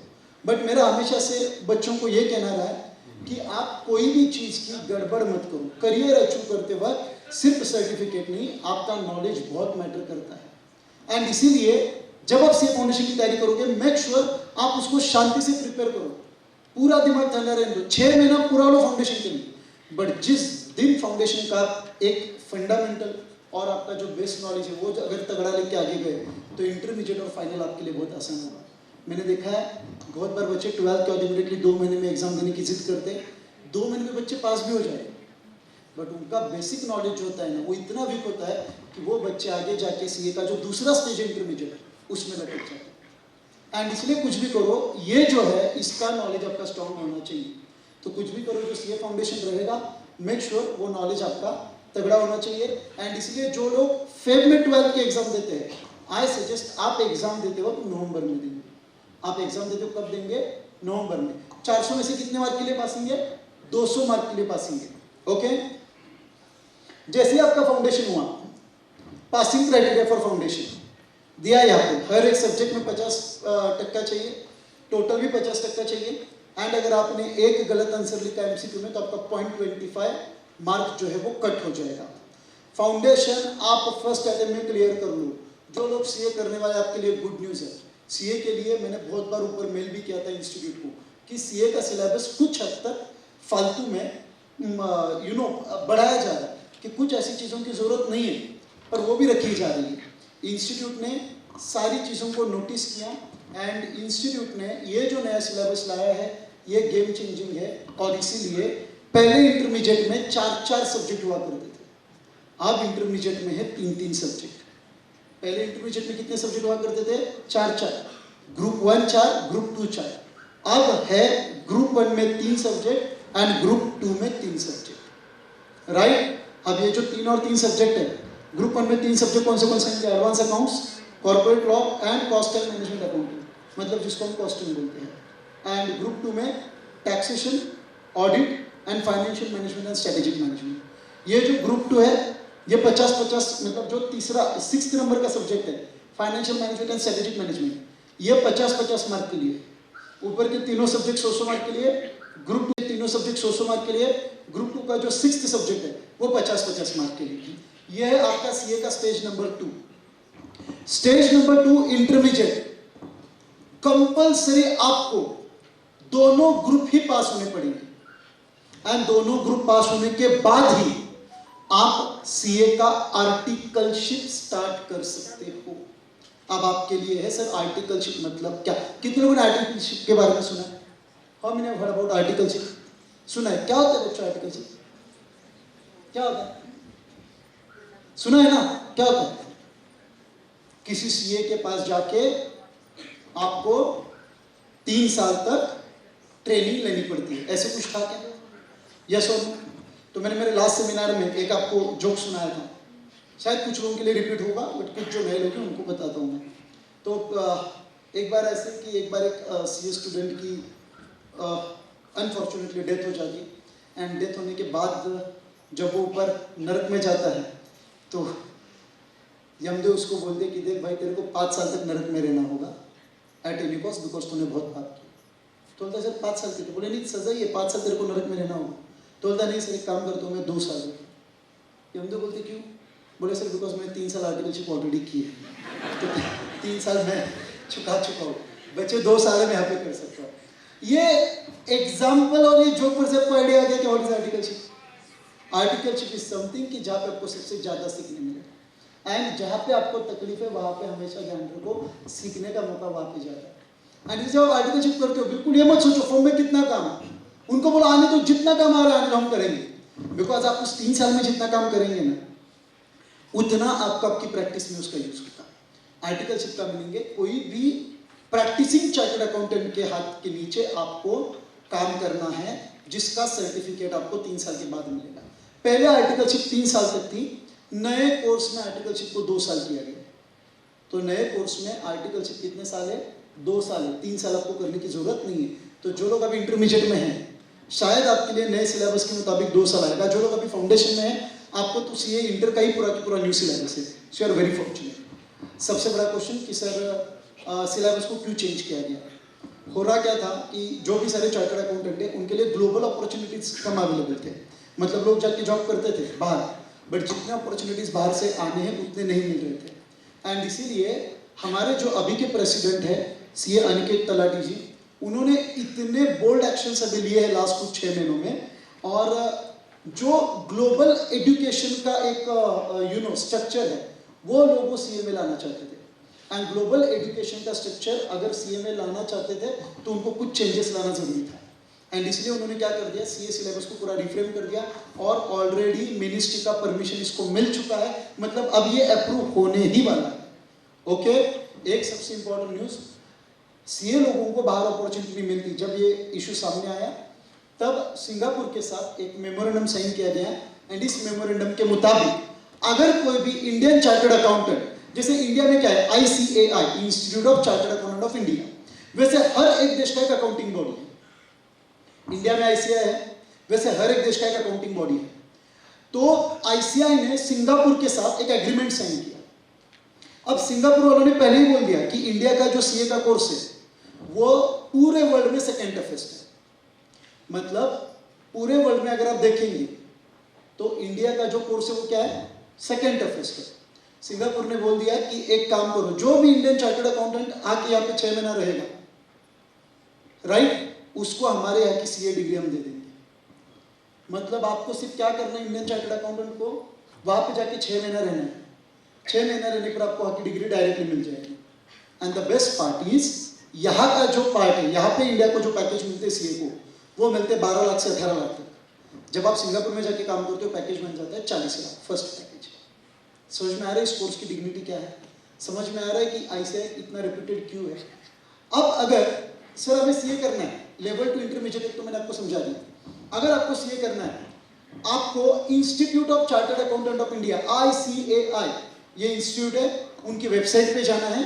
वेबसाइट पे जाने के बाद आप रजिस्ट्रेशन करोगे। पहला रजिस्ट्रेशन आपका फाउंडेशन के लिए होगा, फाउंडेशन पास होने के बाद इंटरमीडिएट पास होने के बाद आपको 2 साल का आर्टिकलशिप करना है। बट आर्टिकलशिप के साथ आपको और कुछ चीजें पूरी करनी होगी जिसकी पूरी जानकारी मैं आपको दे रहा हूँ। Passing criteria for CA intermediate एक बार डिस्कस करते हैं। अगर आप सीए इंटरमीडिएट के एग्जाम दे रहे हैं तो हर एक सब्जेक्ट में आपको कम से कम 40 मार्क, हर एक सब्जेक्ट में कम से कम 40 मार्क, एंड ॲग्रिगेट आपको 50%। म्हणजे पहिला ग्रुप आता किती मार्काचा असणार आहे? 300. दुसरा ग्रुप किती मार्काचा असणार आहे? 300. तर पहिल्या ग्रुपमध्ये मिनिमम तुम्हाला 150 मार्क पाहिजे, 300 पैकी 150. दुसऱ्या ग्रुपमध्ये 300 पैकी 150, आणि प्रत्येक विषयात तुम्हाला कमीत कमी 40 मार्क पाहिजे। प्रत्येक विषयात तुम्हाला कमीत कमी 40 मार्क पाहिजे। दोन्ही ग्रुप एक सोबत दिले तर 600 मार्काची परीक्षा असेल, कमीत कमी तुम्हाला 300 मार्क पाडले पाहिजे, आणि प्रत्येक विषयात 40 मार्क, तो वो एग्जाम आप क्लियर हो जाओगे। इंटरमीडिएट पास होने के बाद नए सिलेबस में ये देखो यहाँ पे दिया गया है, नवीन सिलेबस मध्ये एक विषय प्रत्येक ग्रुप मधनं कमी केलेला आहे। पण त्या विषयाचं ट्रेनिंग मागं पडायला नको म्हणून मुलांना एक ऑनलाईन पेस मॉड्यूल म्हणून त्यांनी कॉन्सेप्ट आणली आणि सांगितलं गेलं की याची परीक्षा आम्ही ऑनलाईनच घेणार. तर हे 4 विषय जे आहेत तिथं set A, set B, set C, set D, थोडक्यात इंटरमिजिएट ग्रुप 1 मधनं एक विषय बाहेर काढला, ग्रुप 2 मधनं एक विषय बाहेर काढला, फायनल ग्रुप 1 मधनं एक विषय बाहेर काढला, फायनल ग्रुप 2 मधनं एक विषय बाहेर काढला आणि हे सेल्फ पेस मॉड्यूल आणलं. याचं ट्रेनिंग मुलांनी कम्प्युटरवर ऑनलाईन घ्यायचं, याची परीक्षा ऑनलाईनच इन्स्टिट्यूट घेणार आणि मुलांना ऑनलाईनच पास करणार. म्हणजे याची परीक्षा तुम्हाला एक्झाम सेंटरवर जाऊन द्यायची गरज नाही. हे मॉड्यूल आणायचं कारण एकच आहे की जे सब्जेक्ट इन्स्टिट्यूटनं नवीन सिलेबसमध्ये कमी केले त्याचं ट्रेनिंग मुलांना मिळावं किंवा त्याचं जे काही नॉलेज आहे ते मुलांना असावं, त्यामुळं इन्स्टिट्यूटने सेल्फ पेस मॉड्यूल काढलेले. ओके, आगे बढ़ते. Level 3 final. याच्या आधी इंटरमिजिएट नंतर इथे लिहिले 2 वर्षाचे आर्टिकलशिप आहे. हे तुम्हाला मॉड्यूल कंप्लीट करावे लागतील. याच्यावर मी जास्त डिस्कशन करणार आहे कारण की एकदा मुलगा इंटरमिजिएटला आला की या सगळ्या गोष्टी त्याला कळत राहतील. आणि एक इन्स्टिट्यूटचा कोर्स असतो ॲडव्हान्स IT आणि MCS, तो पण मुलांना करावा लागतो. हे झाल्यानंतर तुम्ही तुमच्या फायनलची सुरुवात करू शकता. एंड अब अगर आप देखेंगे तो फाइनल में भी 3 सब्जेक्ट है, 2 ग्रुप 3-3 सब्जेक्ट, और फाइनल में ग्रुप 1 में 3 सब्जेक्ट आणि ग्रुप 2 में 3 सब्जेक्ट.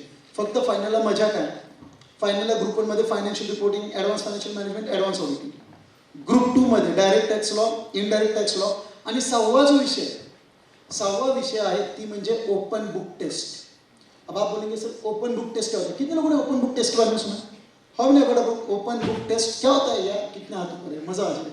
क्या होता है ओपन बुक टेस्ट? मतलब मस्त बुक ओपन करो और पेपर लिखो, यस और नो.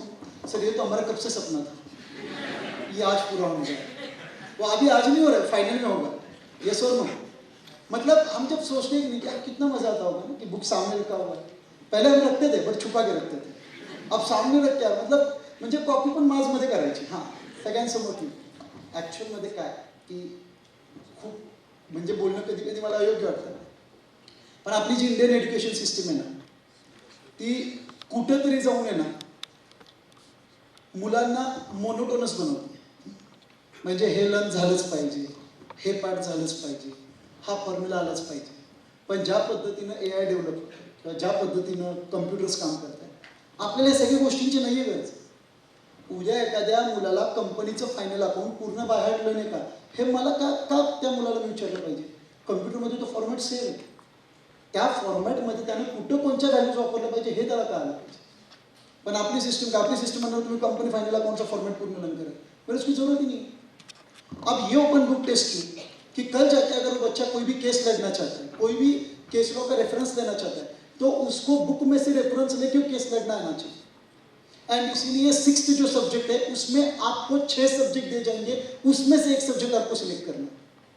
6 पैकी एक विषय तुम्हाला सिलेक्ट करायचा असतो, तो तुम्ही सिलेक्ट करून ती ओपन बुक टेस्ट देऊ शकता. ते ओपन बुक टेस्ट देतात म्हणजे फक्त 6वा विषय, बाकीचे 5 विषय तुम्हाला न बघता पेपर लिहायचा आहे. 6व्या विषयामध्ये तुम्ही बघून लिहू शकता.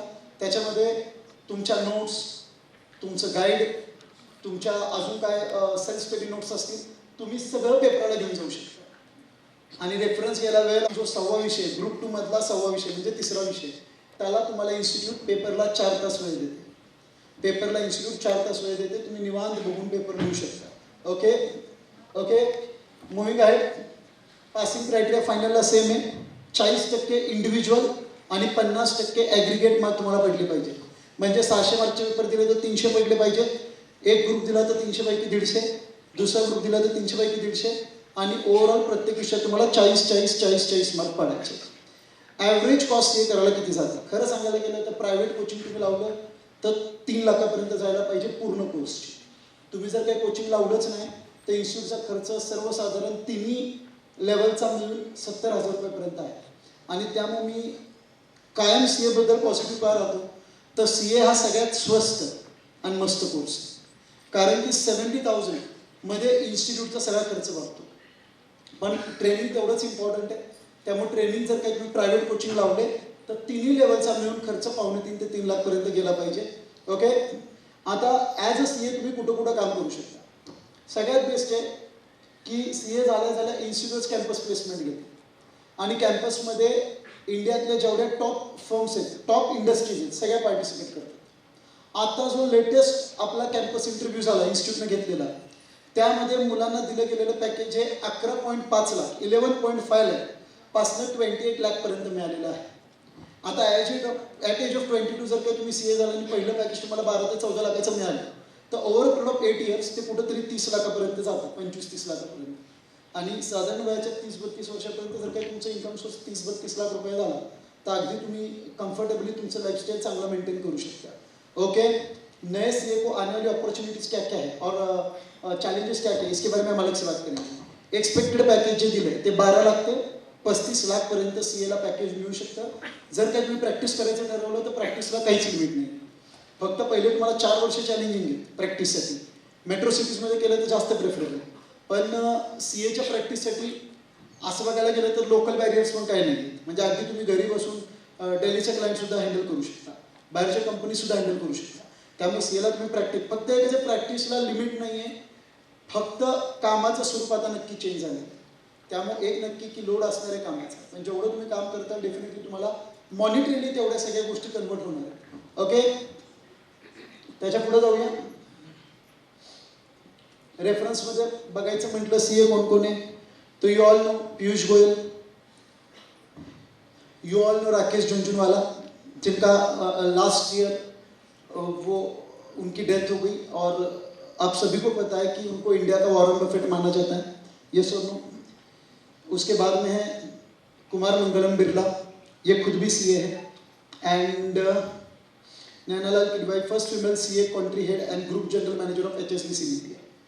और ये सारे जो अभी मैंने आपको रेफरेंसेस दिए, they all are chartered accountant, और आप सोच सकते हो कि उन्होंने क्या लेवल अचीव की है. अगर आप CA, बहुत लोगों ने सुना होगा कि CA के लिए मैथमेटिक्स आपका अच्छा होना जरूरी है. सो कुछ लोग बोलते हैं सर हमें मैथमेटिक्स में और फाइनेंस में इंटरेस्ट नहीं है, हमें लॉ में ज़्यादा इंटरेस्ट है. अगर आप लॉ में ज़्यादा इंटरेस्ट रखते हो, आपकी अगर लॉ में रुचि है, तो आप थोड़ा सा CS के बारे में सोच सकते हो. बिकॉज CA और CS में फ़र्क ये है कि CS करने के बाद आप लीगल चीज़ें ज़्यादा हैंडल करते हो, CA करने के बाद आप टैक्स और फाइनेंस चीज़ें ज़्यादा हैंडल करते हो.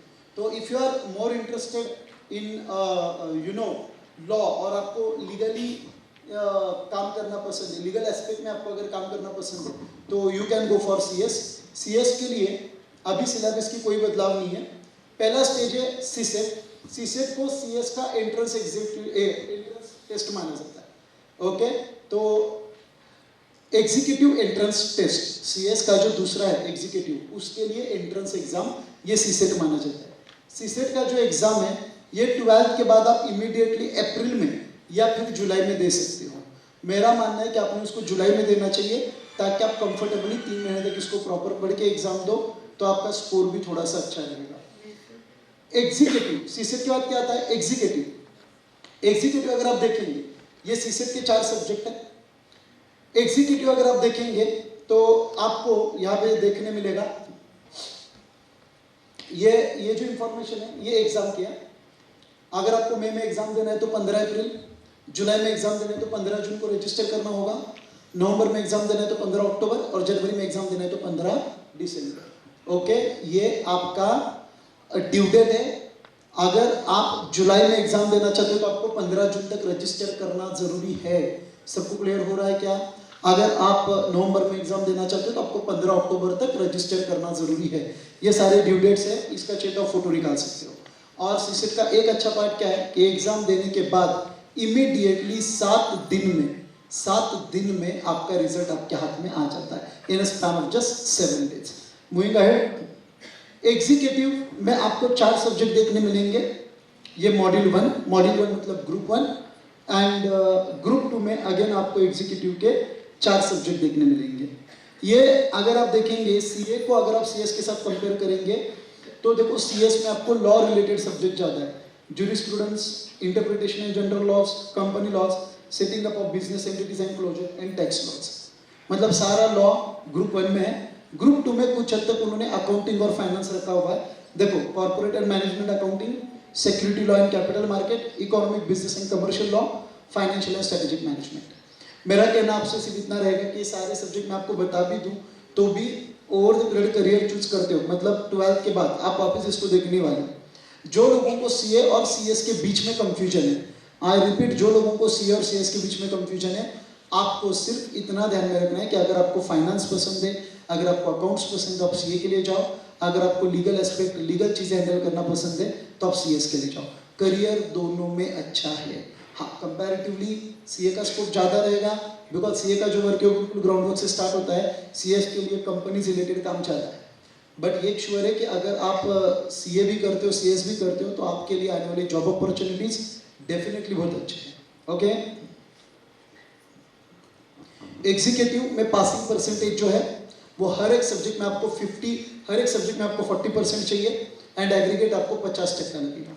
तो अगर आपने 400 मार्क का ग्रुप दिया है तो आपको 200 मार्क लगेंगे पासिंग के लिए, एंड इंडिविजुअली आपको हर एक सब्जेक्ट में 40 मार्क लाने पड़ेंगे। ओके, सीएस एग्जीक्यूटिव पास होने के बाद थोड़ा सा गेम चेंज हो जाता है, एंड अब है 3, आपको सीएस प्रोफेशनल मतलब थर्ड स्टेज, उसमें आएंगे 3 group, module 1, module 2 and module 3। ये देखो, मॉड्यूल 1 जिसमें 3 सब्जेक्ट, मॉड्यूल 2 जिसमें 3 सब्जेक्ट एंड मॉड्यूल 3 जिसमें 3 सब्जेक्ट। सर हम एक साथ तीनों मॉड्यूल दे सकते हैं? यस। मॉड्यूल मतलब ग्रुप, एक साथ 2 मॉड्यूल दे सकते हैं? यस। एक साथ 1 मॉड्यूल दे सकते हैं? यस। एक साथ कितने ग्रुप देने, कितने मॉड्यूल देने, ये आपके ऊपर निर्भर करता है। आप तीनों भी दे सकते हो, आप दोनों भी दे सकते हो, आप सिंगल भी दे सकते हो। इंपॉर्टेंट क्या है, अगर आपने मॉड्यूल दिया 1 तो आपको 40 मार्क हर एक सब्जेक्ट में एंड मिनिमम 150 मार्क पूरे ग्रुप में। 2 मॉड्यूल दिए तो 600 में से 300 मार्क, 3 मॉड्यूल दिए तो 900 में से 450 मार्क। ये समझ लो, आप जितने मॉड्यूल देंगे उसका 50% आपको स्कोर करना है एंड इंडिविजुअली आपका मार्क 40 होना चाहिए। सबको इंफॉर्मेशन समझ में आ गया क्या? अगर आप सीएस करना चाहते हो तो उसकी टेंटेटिव कॉस्ट मैंने यहाँ पे लिखी हुई है कि institute of company secretary of India ICSI, अगर आप वेबसाइट पे जाएंगे www.icsi.org तो आपको ये सारी चीज़ें क्लियर होगी कि इंस्टीट्यूट का रजिस्ट्रेशन का जो खर्चा है वो तकरीबन 30-40 हज़ार के आसपास है, एंड अगर आप कोचिंग लेते हो, प्राइवेट कोचिंग लेते हो, तो उसका खर्चा तकरीबन 1.25 लाख से 1.5 लाख के आसपास जाएगा तीनों स्टेज का। मतलब कुल मिला के आपको खर्चा कितना आएगा सीएस करने के लिए? 2 लाख से 2.25 lakh including fees of private tutorials. CA करना चाहते हो तो अराउंड 2.25 लाख तक जा सकता है। ओके, आगे बढ़ते हैं। सीए हो गया, सीएस हो गया।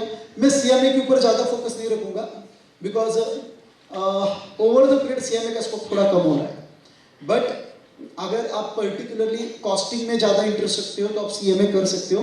बट कुछ साल पहले जो अधिकार पहले ऑडिट का, कॉस्ट ऑडिट का सिर्फ और सिर्फ सीएमए के पास था, वो अभी कुछ हद तक सीए के पास डाइवर्ट हो गया, बट टैक्स ऑडिट का अधिकार अभी भी सीएमए के पास नहीं है, एंड इसलिए अगर आप प्रैक्टिस करते हो एज अ सीए तो आपको अपॉर्चुनिटी ज़्यादा मिलती है, एंड इसीलिए लोग सीएमए से ज़्यादा प्रेफर सीए करते हैं। बट अगर आपको सीएमए करना है तो मैंने थोड़ा बहुत इसका बेसिक स्ट्रक्चर यहाँ पे लिखा हुआ है कि फाउंडेशन एग्जाम में एमसीक्यू नहीं होगा। सीए जैसे इंटरमीडिएट के 2 ग्रुप रहेंगे 8 सब्जेक्ट, और फाइनल में 2 ग्रुप रहेंगे 8 सब्जेक्ट।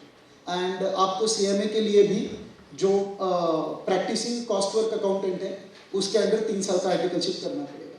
अगर आप सीएमए करना चाहते हो तो उनकी खुद की एक वेबसाइट है ICWI.org, उसके ऊपर आप जाके इसकी डिटेल जानकारी ले सकते हो। 12th के बाद आपको 5.5 साल लगेंगे सीएमए करने के लिए। CMA stands for cost and management accounting and accountant sorry, और एवरेज कॉस्ट जो है वो 2.5 से 3 लाख रुपए लगेगी आपको पूरे कोर्स के लिए। तो पूरे कोर्स का जो कॉस्ट है वो कम से कम आपका होगा 2.5 से 3 लाख रुपया और सीएमए। बट अगर आप सीए और सीएमए कंफ्यूज हो तो मेरे हिसाब से आपने सीए करना चाहिए, सीएमए आपने नहीं प्रेफर किया तो भी चलेगा। ओके, सीएमए का जो पैकेज है वो 8 से 12 लाख रुपया तक जाता ही है फर्स्ट पैकेज, एंड इनका जो काम है वो अकाउंटिंग में कम और कॉस्ट अकाउंटिंग में ज़्यादा होगा। ओके, तो सीएमए सीए करना है तो सीए करो। जो लोग सिर्फ और सिर्फ कॉस्टिंग में इंटरेस्ट रखते हैं उन्होंने अगर सीएमए किया तो भी चलेगा। वेबसाइट का नाम भी यहाँ पे मैंने दिया हुआ है www.icwi.org। इस पर आपको सीएमए का रजिस्ट्रेशन, सीएमए की एग्जाम प्रोसेस, सीएमए का सिलेबस, ये सारी चीजें इजीली अवेलेबल होगी। कितने लोगों का सिर्फ मैथ्स में इंटरेस्ट है? कितने लोगों को मैथ्स पसंद है, मतलब प्योरली मैथ्स, सिलो मैथमेटिक्स? Right guys? ओके, अभी मैं आपको ये जो ऑप्शन दे रहा हूं, जो लोग सीए करना चाहते हैं, अब सीए की बात करेंगे, ये ऑप्शन है एक्चुअरीज का।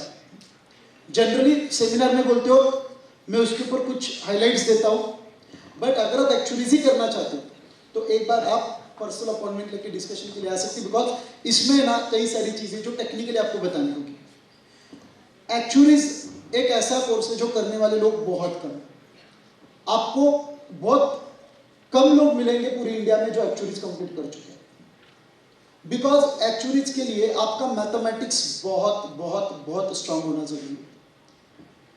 आपने अगर ठीक से देखा तो कौन लोग एक्चुअलीज कर सकते हैं जो 12th में 85 मार्क्स मैथमेटिक्स में लाए हैं। मतलब एक्चुअलीज करने के लिए आपका पहला कंडीशन क्या है कि 12th में जो आपका मैथ्स का स्कोर है वो कितना होना चाहिए, 85 होना चाहिए, उसके नीचे अलाउ नहीं। सेकेंड थिंग, नहीं तो आपने मैथमेटिक्स में या फिर स्टैटिस्टिक्स में या फिर इकोनोमेट्रिक्स में आपका ग्रेजुएशन या फिर पोस्ट ग्रेजुएशन चाहिए। नहीं तो आप एक तो सीए होने चाहिए, सीएस होने चाहिए, सॉरी सीडब्ल्यू होनी चाहिए, या फिर आपके पास institute of financial analysis of India का सर्टिफिकेट होना चाहिए। अगर आप इनमें से कोई भी एक कैटेगरी में फिट होते हो तो ही आप एक्चुअलीज कर सकते हो।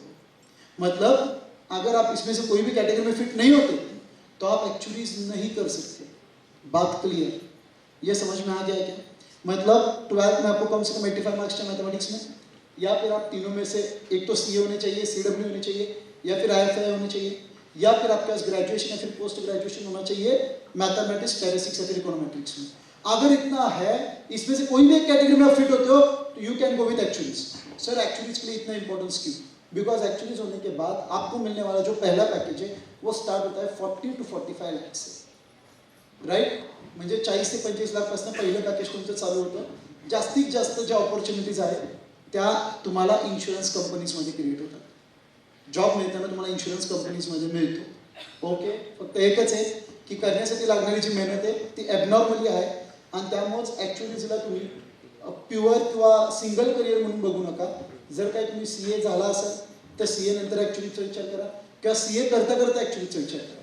पण नुसतं ॲक्च्युअलीज करणं हे थोडं बहुत रिस्की असू शकतं, कारण की पासिंग पर्सेंटेज अगदी कमी झाल्यानंतर विषयच नाही। झाल्यानंतर तुम्ही 40 ते 25 लाखांना जॉब सुरुवात करणार, पण होस्टोपर्यंत जी रिस्क आहे ती आपण डिनाय करू शकत नाही।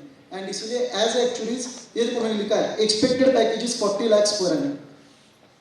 एंड इसलिए एज एक्चुअलीज अगर आप कोर्स करना चाहते हो तो मेक श्योर कि आपको थोड़ा सा साइड में भी एक कुछ करियर को साथ में रखना पड़ेगा, बिकॉज अगर इसमें आप आगे नहीं निकले तो शायद आपके हाथ में कुछ रहेगा नहीं, राइट? एंड इसलिए एक्चुअलीज के साथ आप कोई तो एक सोल करियर प्रेफर करो। एक्चुअलीज की डिटेल जानकारी आपको वेबसाइट पर मिल सकती है, बिकॉज वो बहुत रेयरली किया जाता है, हम उसके ऊपर ज़्यादा फोकस नहीं रखेंगे। साथ में सीएफए का अभी ट्रेंड बढ़ रहा है, बट सीएफए के लिए मैं आपको सेम चीज़ें सजेस्ट करूँगा कि जो सीएफए के लेवल है, लेवल 1, लेवल 2, लेवल 3, उसको भी करने के लिए आप पहले एक तो सीए कर लो, सीएस कर लो, फिर सीडब्ल्यू कर लो, एंड उसके बाद में आप सीएफए के लिए कोशिश करो। बिकॉज अब जो इसके आगे मैं 2-3 कोर्स आपको बताने वाला हूँ ना, ये एक्चुअल में किसी और कोर्स के साथ किए जाने चाहिए, या प्योर करियर बोल के कंसिडर मत करो। आप बोलेंगे सर डिमोटिवेट करें, मैं डिमोटिवेट नहीं करूँ, मैं आपको फैक्ट बता रहा हूँ। बिकॉज कभी कभी फैक्ट पे काम करना, फैक्ट के बेसिस पे काम करना अच्छा होता है। एंड इसीलिए सीएफए कौन करता है? जनरली जो लोग ऑलरेडी सीए, सीएस, सीडब्ल्यू कर चुके हैं and now they want to you know work more on their career, या फिर उनको और करियर में कुछ अचीव करना है, तो वो लोग आगे जाके सीएफए कर सकते हैं। सीए प्लस सीएफए का कॉम्बिनेशन बहुत सफल है। अगर सीए प्लस सीएफए आप हो तो कोई भी कॉर्पोरेट फर्म आपको 50 to 55 लाख तक ऑफर कर सकती है, if you have degree of certificate of CA and CFA both. CFA करने के लिए आपको यहाँ पे इंफॉर्मेशन दी गई है कि सीएफए प्रोग्राम है और एक वेबसाइट है www.icfai.org, राइट? एंड यहाँ पे अगर आप देखेंगे तो उनके सारे प्रोग्राम्स हैं। एक्चुअली सीएफए को 3 लेवल में डिवाइड किया गया है, लेवल 1, लेवल 2 एंड लेवल 3। बहुत कम लोग हैं कि जिन्होंने लेवल 3 क्रॉस किया, बट सीएफए का एक एडवांटेज क्या है, लेवल 1 होने के बाद भी आपके हाथ में सर्टिफिकेट रहेगा कि आप सीएफए लेवल 1 होकर के, लेवल 2 होने के बाद आपको दूसरा सर्टिफिकेट मिलेगा, एंड लेवल 3 होने के बाद आपको तीसरा मिलेगा। तो मान लो कि सीएफए आपने करना चालू किया और आपसे सिर्फ लेवल 1 क्लियर हुआ, लेवल 2, लेवल 3 नहीं हुआ, तो भी आपके पास लेवल 1 का जो सर्टिफिकेट है उसके बेसिस पे आपको जॉब मिलता है। अगर आपने लेवल 1, लेवल 2 दोनों किया तो लेवल 2 के सर्टिफिकेट पे आपको और अच्छा जॉब मिलेगा। एंड आपने अगर लेवल 3 क्लियर कर ही दी तो फिर बात ही खत्म, फिर तो आपको सीए के ऊपर मतलब ऑलमोस्ट सीए से आप डबल पैकेजेस में क्लेम कर सकते हो। बट सीएफए अगेन मैं एक्चुअली से थोड़ा सा रिलेट करता हूँ कि सीएफए करना थोड़ा डिफिकल्ट हो सकता है। तो सर फिर क्या किया जाए, क्या करना है, ये डेफिनेटली सोल करियर और सोल डिसीजन आपका होगा। बट कुछ करियर आप एज अ प्योर और सोल करियर परस्यू मत करो, बिकॉज बहुत बार ऐसे हो जाता है कि आप कोई भी करियर में 5-5 साल लगा देते हो जिंदगी के, एंड 5 साल के बाद अगर आपको सक्सेस नहीं मिला तो कहीं ना कहीं यू नो आपकी एज बढ़ती जाएगी और हाथ में कोई भी सर्टिफिकेट नहीं रहेगा, then that is not good. And इसलिए आपको ये समझना है कि अगर हम सीएफए कर रहे हैं, अगर हम एक्चुअलीज कर रहे हैं, अगर हम सीपीए कर रहे हैं, सीपीए के ऊपर मैं आ रहा हूँ, तो आपको कुछ ना कुछ करियर लेके करना है। एंड इसलिए सीए करते हो बहुत बार जब लोग मेरे को बोलते हैं कि सर सीए के साथ बीकॉम एक्सटर्नल करें क्या, तो मेरा आंसर होता है नहीं, बिकॉज सीए के साथ बीकॉम इंटरनल करो, ताकि अगर आगे जाके कभी आपको लगा कि मेरे को सीए से दूसरी तरफ शिफ्ट होना है, तो आपके पास एक बीकॉम का इंटरनल डिग्री रहेगा जिसके बेसिस पे आप आगे का एडमिशन इजीली ले सकते हो। मैं कोई भी बात में आपको डिमोटिवेट नहीं कर रहा हूँ, बट मैं आपको फैक्ट बता रहा हूँ कि आपका जो एग्जिट प्लान है वो भी हमेशा तैयार होना चाहिए। As a professor exit plan पे बात करना सही नहीं लगता है मुझे, बट आप कोई भी करियर करो, सीए करो, सीडब्ल्यूए करो या फिर सीएफए करो, आपके हाथ में एग्जिट प्लान क्या है कि अगर इस कोर्स में मान लो अगर आगे जाके मेरी एग्जाम क्लियर नहीं हुई तो मेरे हाथ में क्या है, तो मेरे हाथ में कुछ ना कुछ दूसरा करियर भी बना रहना चाहिए, करके बीकॉम इंटरनल होना जरूरी है, ताकि आप आगे जाके दूसरा और एक कोई डिग्री परस्यू करके उसमें अपना करियर बना सकते हो। ओके, सीएफए के बाद सीपीए। सीपीए शायद आप में से काफी लोगों को पता होगा कि जैसे इंडिया में सीए डिग्री दिया जाता है, वैसे अमेरिका में क्या है, CPA, certified public accountant, right. तो पहले इसका एग्जाम यहाँ पे नहीं होता था। 2 साल पहले सीपीए का एग्जाम के लिए इंडियन सेंटर्स को चुना गया है, एंड आज आप इंडिया में रहकर इंडिया में एग्जाम सेंटर पे एग्जाम दे के बिल्कुल आराम से सीपीए कर सकते हो, राइट। सीपीए का लॉन्ग फॉर्म है सर्टिफाइड पब्लिक अकाउंटेंट। तो जैसे इंडिया में सीए की डिग्री दी जाती है, वैसे यूएस में सीपीए की डिग्री दी जाती है, एंड सीपीए को सबसे टफेस्ट माना जाता है कंपेयरिंग ऑल एग्जाम्स। जो अलग अलग देश, अलग अलग अकाउंटिंग बॉडीज जो एग्जाम्स लेते हैं, उसमें सीपीए एग्जाम को बहुत टफ माना जाता है, एंड फॉर्चुनेटली आप अभी सीपीए इंडिया में से भी कर सकते हो। Okay, moving ahead. सीपीए का करने का एक सबसे बेस्ट बेनिफिट क्या है कि अगर आपने सीपीए कर लिया इंडिया में से, तो आप रहेंगे इंडिया में बट फीस लेंगे डॉलर में। एंड बहुत लोगों का सपना होता है कि कमाना है आपको इंडिया में, बट पैसा का मतलब जो आपको इनकम आनी चाहिए वो डॉलर में आनी चाहिए। तो सीपीए करके आप आपकी जो फीस है वो डॉलर में क्लेम कर सकते हो, बिकॉज कई सारे अपॉर्चुनिटीज और डोर्स आपको ओपन हो जाएंगे। एंड अगेन मेरा सेम कहना रहेगा कि सीपीए भी आपको सीए के साथ करना है। प्लेन सीपीए प्रेफर मत करो। क्यों मत करो, जब आप इस जर्नी में आओगे तो आपको पता चलेगा। तो you should go for a combination of CA and CPA, तो शायद आप और सफल हो सकते हो। सीपीए के लिए अगर आप देखेंगे ना, तो यहाँ पे मैंने 4 चीज़ें लिखी हुई है। Financial accounting and reporting exam 1 रहेगा, exam two auditing and attestation, regulation and business environment and concept. CPA का सबसे इंपॉर्टेंट पार्ट, सीपीए का मिनिमम पासिंग परसेंटेज 75 मार्क्स है। इंडिया में सीए को कितना है, 50 मार्क्स है। यूएस में सीपीए पास होने के लिए आपको कम से कम 75 मार्क्स चाहिए। ओके, तो फिर आप सीपीए का एग्जाम पास करते हो, and a CPA holder can practice in US and also India. अगर आप सीपीए हो तो आप यूएस का और इंडिया का प्रैक्टिस कर सकते हो। Greater job opportunities are available abroad, बाहर अपॉर्चुनिटीज आपके ज़्यादा है। यहाँ पे जो लिखा गया पैकेज है 7 to 13 lakhs, ये हमने गूगल डेटा उठाया हुआ है। टू बी वेरी ऑनेस्ट, ये पैकेज आपको ज़्यादा मिलेगा। ये 15 to 20 lakhs तक भी आपको पैकेज मिलना चाहिए सीपीए होने के बाद। गूगल आपको एवरेज निकाल के देता है, बट लास्ट कुछ साल का अगर हम इंडिविजुअल ईयर का डेटा लेंगे तो it is around 15 to 20 lakh. This is all about CPA. अब आप बोलेंगे कि सर मे भी आपने ये सारे करियर्स तो बता दिए, बट ये सारे करियर्स बेसिकली क्या है, तो अगर हमारी टैलेंट अच्छी है, एक तो फर्स्ट ऑफ ऑल आप अपनी टैलेंट को जज करो ही मत। बहुत बार जब मतलब लोग मेरे पास आते हैं एडमिशन के लिए, तो लोग बोलते हैं कि सर आपके क्लास का मेरिट कितने को क्लोज होता है। मुझे बहुत गुस्सा आता है, ये जो सेंटेंस है इसे पर्सनली मुझे बहुत गुस्सा आता है, बिकॉज मेरा हमेशा से ये मानना है कि हमारे क्लास का मेरिट क्लोज नहीं होता, हमारे क्लास में बच्चों का मेरिट ओपन होता है। फिर वो बच्चा 40% रहो, 50% रहो, 70% रहो या 90% रहो, बिकॉज किसी का मेरिट देख के एडमिशन देना ये मेरे हिसाब से सही प्रैक्टिस नहीं है। बट जो बच्चा आपके पास आता है उसका टैलेंट डेवलप करना वो हमारी सबसे इम्पोर्टेंट वो हमारी रिस्पॉन्सिबिलिटी एक्चुअली। बट चलो ठीक है, जो है उसको हम चेंज नहीं कर सकते। बट अगर आपको ऐसा है कि सर पहले से बच्चा एवरेज रहा है और वो कुछ ज़्यादा एफर्ट्स डालने के मेंटालिटी में नहीं है, तो कॉमर्स में आपको क्या करना है, कुछ सर्टिफाइड कोर्सेज से उसको कंप्लीट करना। आज के तारीख में अगर आप देखेंगे तो सबसे ज़्यादा कमी अगर किसी की है तो अकाउंटेंट की। सीए फर्म्स में जॉब करने के लिए लोग अवेलेबल नहीं है। अगर आप देखेंगे तो कंपनीज में अकाउंटेंट मिलने को तैयार नहीं।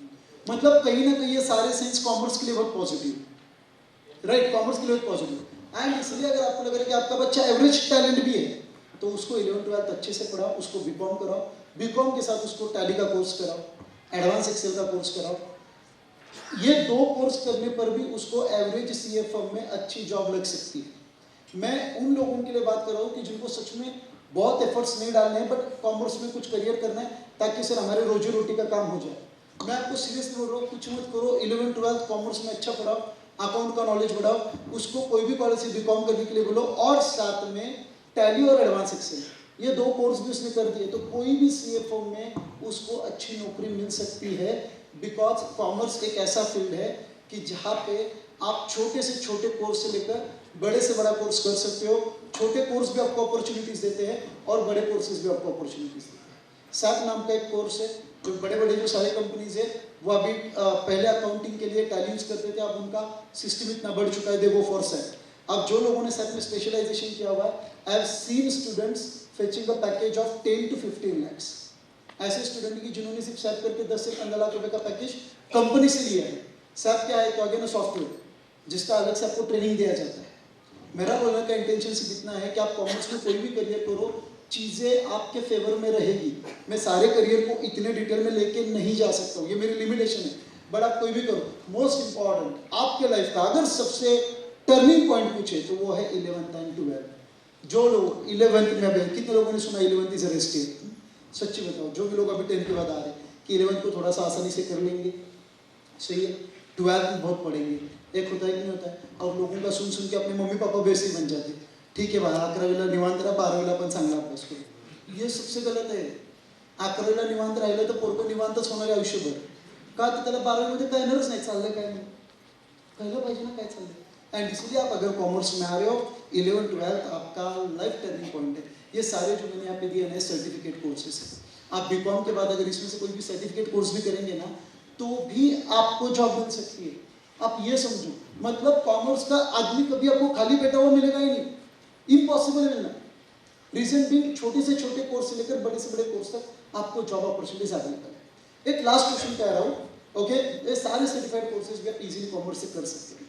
इसका जो है वो रिकॉर्डिंग हो रहा है, डेफिनेटली हमारे यूट्यूब चैनल पे भी आपको मिलेगा। बट एक मेरा लास्ट क्वेश्चन है, बिकॉज ये क्वेश्चन मैं बहुत ऑफनली फेस करता हूँ। कितने लोगों को ये डर लगता है कि सर सीए के लिए एडमिशन लिया तो लिया, बट मान लो अगर सीए पूरा कंप्लीट नहीं हुआ तो क्या, हाउ, कितने लोगों को ये दिमाग में क्वेश्चन आता है? बिकॉज ये बहुत बार मैं मेरे एकेडमी पे यूजुअल क्वेश्चन ये फेस करता हूँ कि सर सीए में एडमिशन लेने के लिए प्रॉब्लम नहीं, व्हाट उसका अगर सीए कंप्लीट नहीं हुआ तो नए दौर, मतलब जो भी नया सिलेबस आया है उसके मुताबिक आप ये समझ लो कि अगर आपने सीए के लिए एडमिशन लिया एंड अनफॉर्चुनेटली अगर आपका सीए कंप्लीट नहीं हुआ तो इंस्टीट्यूट आपको लेवल 2 पे, लेवल 2 मतलब इंटरमीडिएट होने के बाद एक सर्टिफिकेट देती है एंड वो सर्टिफिकेट के बेसिस पे भी आप कोई भी कंपनी में अकाउंटिंग का काम कर सकते हो। इंटरमीडिएट अगर आपका क्लियर है, फाइनल आपका क्लियर नहीं हुआ तो इंस्टीट्यूट आपको एक सर्टिफिकेट देते हैं जिसका नाम है एटीसी, अकाउंटिंग टेक्नीशियन सर्टिफिकेट। और ये सर्टिफिकेट पे भी कंपनी वाले आपको 30 से 40 हज़ार रुपए तक का इजी जॉब दे सकते हैं और ये हमारे स्टूडेंट को मिला हुआ। कुछ मेरे स्टूडेंट, मतलब मेरा एक स्टूडेंट इंटरमीडिएट हो गया, फाइनल के उसके पापा की एक्सीडेंटल डेथ हो गई एंड उसका ऑप्शन ही नहीं था एजुकेशन, मतलब उसको क्विट ही करना पड़ा, बोला अगर कुछ नहीं कर सकता। फाइनली उसका एटीसी सर्टिफिकेट हमने मंगवाया, right now he is working in Pune with a package of around 6 lakh. बोलने का मतलब है कि आप सीए कंप्लीट नहीं हुए फिर भी अवेलेबल है, जॉब आपके पास रहेगी, 100% रहेगी। सिर्फ आप कितने डेडिकेशन और कंसिस्टेंसी से पढ़ते हो ये मैटर करेगा। एंड इतने सारे अपॉर्चुनिटीज जो है वो डेफिनेटली हम कॉमर्स में आके अवेल कर सकते हैं। इसके अलावा भी है स्टॉक मार्केट कोर्सेस है, बट सबको पता है कि स्टॉक मार्केट, सिर्फ स्टॉक मार्केट में काम करना सही नहीं है एंड इसलिए अगर आप स्टॉक मार्केट कोर्सेस करना चाहते हो तो पहले फाइनेंशियल मैनेजमेंट का कोई कोर्स कर लो, अकाउंटिंग का कोई कोर्स कर लो, कंपनीज की बैलेंस शीट समझना चालू करो, कंपनी का प्रॉफिट एंड लॉस अकाउंट समझना चालू करो। जब ये सारी चीज़ें आपको समझना चालू हो जाएगी तो फिर आप कोई भी स्टॉक मार्केट का कोर्स करो। बट आप प्योरली स्टॉक मार्केट को अपना करियर मत बनाओ। मैं खुद बहुत हद तक मार्केट में काम करता हूँ, बट मैं कभी ये नहीं सजेस्ट करता हूँ कि आप सिर्फ स्टॉक मार्केट को काम करो। एक श्योर है कि अगर आपने स्टॉक मार्केट में अच्छा नॉलेज लेके काम करना चालू किया तो एक दिन ऐसा आएगा कि आपका मेन बिजनेस आपका साइड बिजनेस बन जाएगा और ये आपका मेन इनकम बन जाएगा। बिकॉज जो मेरे केस में मैंने देखा है, मैं वो आपको बोल रहा हूँ कि बहुत बार ऐसे होता है कि मेरे मेन इनकम से कभी कभी मेरे को स्टॉक मार्केट में से ज़्यादा इनकम मिल जाता है। बट ये मिलने का रीज़न मैं अगर सबसे बड़ा क्रेडिट अगर किसको देता हूँ तो institute of chartered accountant of India को देता हूँ। बिकॉज ICAI के कारण मैं CA बना, एंड CA बनने के कारण मुझे पता चला कि कंपनीज की बैलेंस शीट को कैसे पढ़ा जाता है, टेक्निकली चीज़ें कैसे एनालाइज की जाती है, एंड देन हम इसमें काम कर सकते हैं। तो वो जो मार्केट में यूट्यूब चैनल वाले क्या आएंगे आपको बोलेंगे ये स्टॉक लो आप ले लेंगे, वैसे काम नहीं बनता है मार्केट में, वो आपको उल्लू बना रहा है। आपको अगर स्टॉक मार्केट में भी करियर करना है तो पहले आप 10 साल कॉमर्स में कोई अच्छा करियर करके काम करो, एंड देन धीरे धीरे धीरे स्टॉक मार्केट में काम करना चालू करो। फिर एक दिन जब आपको लगेगा कि यहाँ पे बहुत स्टेबिलिटी आ गई, फिर आप अपना जो मेन करियर है उसको थोड़ा थोड़ा थोड़ा कम कर सकते हो। But purely stock market career करना ये वाइबल ऑप्शन नहीं है अच्छा ऑप्शन, बट उसके लिए आपकी जो मेन इनकम है वो दूसरी होनी चाहिए। मेन इनकम अर्न करने के लिए आपका करियर अलग होना चाहिए, एंड स्टॉक मार्केट आप साइड बाय साइड करो। पहले आप 8 से 10 साल साइड बाय साइड करो, जब आपको लगेगा कि आप इसमें हम 100% ट्रेन हो चुके, देन आप उसको अपना मेन करियर बनाओ। मैं उसके अगेंस्ट नहीं हूँ, बट स्टॉक मार्केट में भी कई सारी अपॉर्चुनिटीज़ है। BSc NSE के एंट्रेंस एग्जाम आते हैं। आपको BSc NSE कितने लोगों को बताया, don't know, but BSc NSE, Bombay stock exchange, national stock exchange, उनके कुछ सर्टिफाइड कोर्सेस है और उनके एग्जाम्स आते हैं। वो एग्जाम्स क्लियर करने पर आपको उनका सर्टिफिकेट मिलता है और वो लोगों के पास आपको जॉब मिल सकता है। इतने हद तक आप इसमें अपॉर्चुनिटीज क्रिएट हो गए। आगे के 10 साल पूरे इंडिया के, आगे के 10 साल पूरे इंडिया के, एंड आगे के 10 साल में जो लोग कॉमर्स में करियर करेंगे या फिर फाइनेंस में करियर करेंगे, ये तो श्योर है कि आपका लाइफ बनने वाला है। सिर्फ आप करियर करते कैसे हो, क्या क्या चीज़ें साथ में रखते हो, बहुत मैटर करेगी। बट आप जितनी भी सारी इन्फॉर्मेशन आपको दी आपको क्लियर हुई रहेगी। कोई भी डाउट है हमारे वॉलंटियर्स वहाँ पे आप उनको पूछ सकते हो। Okay, I think it's 12:42। Career related जो भी इंफॉर्मेशन है जो मेरी तरफ से आपको मिलना चाहिए था मैं दे चुका हूँ। इसके बाद भी आपने सारी चीज़ें सुनने के बाद अगर आपको लगा कि सर कोई और चीज़ें जो हम आपसे एक्सपेक्ट कर रहे हैं, तो आप डेफिनेटली मेरा पर्सनल अपॉइंटमेंट लेके आप ऑफिस आ सकते हो, जिसमें हम आपको और चीज़ें डेफिनेटली गाइड करेंगे। बट अगर आपको मिलना है तो आपको अपॉइंटमेंट के साथ ही आना होगा, तो ये हम आपको थोड़ा सा कंफर्टेबल टाइम दे सकते हैं। सारी करियर रिलेटेड इन्फॉर्मेशन आपको मिली है क्या? अगर आपके कोई भी डाउट्स बचे रहेंगे तो हमारी वॉलंटियर टीम वहाँ पे है, आप उनके पास आपका डाउट लेके जा सकते हो।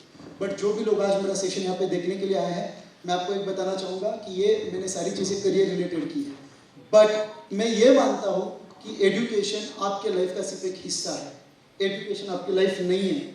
मैं क्लियरली बोलता हूँ, एज ए प्रोफेसर मैं प्राउडली बोलता हूँ कि सिर्फ पढ़ाई करना ये ज़िंदगी का मकसद नहीं है। ज़िंदगी को समझना, करियर को समझना ज़िंदगी का मकसद है।